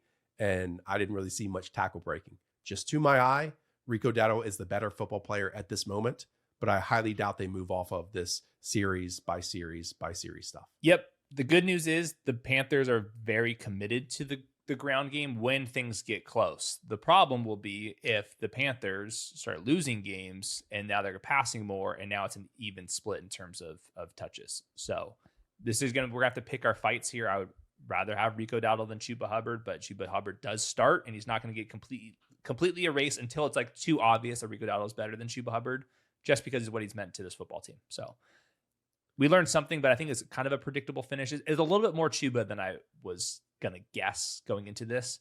But Rico Dowdle had the better game, and maybe that's enough for the next week for things to slightly change. Also, Bryce Young throws a touchdown, and then he exits in the third quarter with an ankle issue on a sack. He gets it like stepped on and then also twists it. And so it's kind of up in the air if he plays next week against the Buffalo Bills. Andy Dalton comes in and they score 0 points on top of that. You know, Jatavian Sanders has something to say about that by not continuing a drive. But I did want to bring up Xavier Legette. Yeah. Okay? He's the butt of many jokes. We kind of discussed this heading into the game where, and when we go back and watch on many downs in the first 3 quarters, because that's when Sauce Gardner played before he left with a concussion, he was lining up opposite Tedero McMillan, who had a key, 3rd and 14 catch for a gain of 11, and then another 4th down conversion right after that to lead to a touchdown. But someone has to step up opposite, T-Mac when he's getting shadowed. Mm-hmm. And Xavier Legette arguably at his best game as a professional. Some tight window catches, a 33-yarder at the end to seal it, and then the off-script touchdown from Bryce Young to stay on a string. So 9 for 92 on 11 targets and 1 score. Xavier Legette over the last 2 weeks. Some nice stuff happening over the last 3 weeks. Yeah, that's really good for them. He outsnapped Jalen Coker 2-1, and so he remained the 2 wide receiver set starter, and then Jalen Coker slid in there for the 3 wide receiver sets as a slot receiver. But yeah, it's a great point with the Sauce Gardner. We talked about this with T-Mac. Sauce is both playing really well and shadowing players inside and outside. So when there's a huge talent drop off, we could look at the next name. And I think that Sauce Gardner is back to where he was really early on in his career, where it's a legit problem. Like, he's on you. Like, you guys can pretend that cornerback matchups don't matter. He's an issue out there. And we saw that with the T-Mac splits today. Yeah. There was either 3rd down or 4th down that he totally draped T-Mac and got his hands in between and gave no separation. Mm-hmm. Now, it is a concern that he is dealing with concussion, and we'll see what happens moving forward. And then, quickly on the Jalen Coker stuff, because he has many fans out there. It's obvious they were bringing him along slowly. They also rotate the other wide receivers. Like Bryson Tremaine gets in, Jimmy Horn gets in, and this team runs a ton of multiple tight end sets, and he's just not going to play in 2 wide receiver sets right now over T-Mac and Xavier Legette. So that's just how it is. All right. On the Jets end, after Aaron Glenn lost his head on a reporter who asked, hey, after your quarterback had negative 10 net passing yards, would you consider benching him? Justin Fields got to halftime with 25 net passing yards and gets benched. To me, that is egregious management and coaching. Not to bench him. That should have happened. But to have that reaction and then have this entire week and then after 2 quarters immediately go away from it when it was obviously not working just shows to me a lack of thought process and foresight into what was going to be best for your team. Yeah, I just think the whole Justin Fields phenomenon from this offseason I thought was just completely far-fetched. So he signed a very big contract, and next year he's got $10 million guaranteed. And I just thought it was wishful thinking for just the Jets' optimism in general. So I'm not sure if they're going to go back to him next week or beyond. I think that Tyrod Taylor is going to run the offense cleaner. He's not going to add the explosiveness, and Tyrod Taylor is not the answer either. So long story short, the Jets have no answer at quarterback, as we all thought going into the season. And without Garrett Wilson, and he's still week to week with his own injury, this team just has no chance. Like Josh Reynolds leads the team in targets with 9. He gets 29 yards. So even Mason Taylor, who I have like some interested in fantasy, but the offense, the state of the pass game is so bleak right now that I'm not even sure we can get Mason Taylor into lineups. And then I saw Breece Hall was hobbling in this one, came back in. He left just before half on a tackle, did come back in the second half. I will add that Tyrod Taylor threw 2 interceptions. There was a flea flicker that he underthrew that should have been a walk-in score. And then the next play, a vertical shot, post route that he also underthrew. That was a great one-hand stab in the end zone by J.C. Horn for an interception. And he, threw a tight coverage sideline pick again to J.C. Horn. So, yeah, I mean, Tyrod also took 3 sacks in this game. So no one is the answer here. This team is obviously drafting a quarterback high. The big question, we can talk about this every single week. To me, it's these 3 games kind of defined Aaron Glenn if he was going to be here, like if he's going to be Gerard Mayo and get fired after 1 year or not. Because you had the Panthers, the Bengals, and the Browns. You should probably win 2 of those 3 if you're a competent organization. Show more competitiveness than putting 6 points on the board. I mean, you also have the Dolphins and the Saints a little bit later on, but you can't go over and keep your job. It's really that simple in today's NFL. Like we're a long way away from week 1 when you scored 32 points and making your debut with 10 rings straight. I think Fields and Glenn are both going to be gone. I think the entire organization resets once again. You're going to have the first overall pick. It's them or the Titans. It's down to those 2 teams. You're going to have the first or second overall pick. And I think there's a couple of quarterbacks that are going to be worth taking a flyer on that high. So everyone's going to be gone once again. And we're back to where we are. With the Tyrod stuff, he's not good. He's also 36. I think he's going to if you did a pop quiz on the entire playbook and it told you get on the whiteboard and explain this to me, Tyrod Taylor would be better at that. Will the talent difference matter? I don't know. I don't have any optimism here. We'll close by rolling it all the way back to Thursday. Cincinnati Bengals 33 and 3-4 on the season. The Pittsburgh Steelers 31, 4-2 on the season now. Hayden, my big question for Mike Tomlin, big time coach, gone to the playoffs year over year. Smart, veteran. What type of defense were they running when you can allow the primary wide receiver in the NFL to go 23 targets, 16 receptions, 161 yards, and a score, and really open the door for another team in the AFC North, in the Baltimore Ravens, with the biggest victory without even playing in this game? I had no idea what the hell they were doing. They have the most expensive defense in the NFL, and it's not even close. And if you go back to the last 5 years, like after the COVID season, the Steelers are 16th in EPA per loud on defense. Think about how many defensive players they've been bringing in, veterans, young players. They've had TJ Watt go on massive runs through that stretch, and they're 16th. So they're not coming up with like a scheme difference on that side of the ball. And I thought last year that they were getting exposed with like a crazy amount of coverage bust. And then this year, another season of crazy amount of coverage bust. And then on top of that, I would say one of the worst decisions you'll see about punting the ball in the fourth quarter, and the models are what they are, but they account for most things. And it was one of the most clear go for it's there were, and they punted the ball, and it ended up costing them at the very end here. So I'm interpreting your question to me about Mike Tomlin as, what exactly do you do here right now? And I think despite the record, it is worth investigating. Is it the in-game decisions, or is it the defensive adjustments? Like what is it? Because otherwise it's like he's just good for the locker room, which matters only so much. Because the Ja'Marr Chase stuff was amazing. And obviously Jake Browning on a terrible streak in those 3 games. And then Joe Flacco comes in here, and Hayden, what I felt like it was primary read, first read after first read, slants, crossers, speed outs. And it was just open every single time.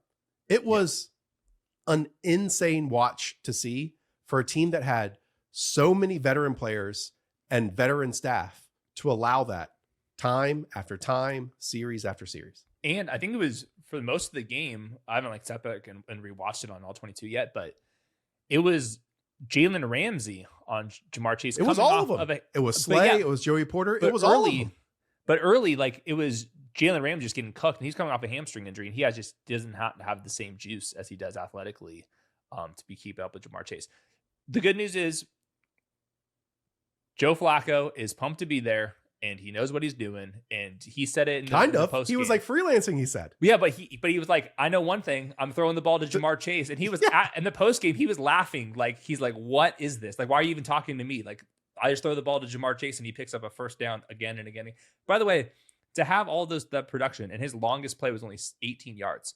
There will be some games where he has this with a 50-yard game. And I do think that the Joe Flacco stuff, because he's not so familiar with the offense, and he's just out there for the vibes, he's just going to throw the ball to Ja'Marr Chase over and over and over again. I would guess that from this point forward, he's going to lead the NFL in targets. And I think they're going to be good enough. They also played the Jets next week, probably without Sauce Gardner. Oh, my gosh. I mean, that timing could not be more brutal for the Jets. This might be a little too far-fetched, but they're at least competing. They're 3-4 right now. And they did say that Joe Burrow has a chance to play mid-December. So they're trying to piece this thing together, but there's signs of life. If the Jake Browning if they weren't going to make that trade, the team was going to give up. And I think they have some life. The other part of this too, it's not just the receiving work, and it wasn't just Ja'Marr Chase. T. Higgins, obviously a very talented player, and he even gets there despite not getting there ever so far this season for 696-1. And it's also the Bengals haven't been able to block anyone in the running game. And Chase Brown gets 11 carries for 108 yards, including a 37-yard run. So it's every phase, everybody, every level. And it's like Mike Tomlin lost it as soon as he got upset about the Browns trading a starting quarterback in the division in that press conference. It's such a difference, not just for you being 5-1, but for also the Ravens who are at 1-5. They're winning.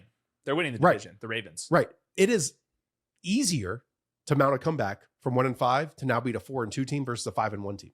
Just simple math. Yeah, because they get the Packers next week, and then they still have to beat the Ravens twice. The Ravens are back weighted against the division, which is really, really nice for them schedule-wise, because all these teams are not as good as the Ravens once they're fully healthy, and most of their games are in division.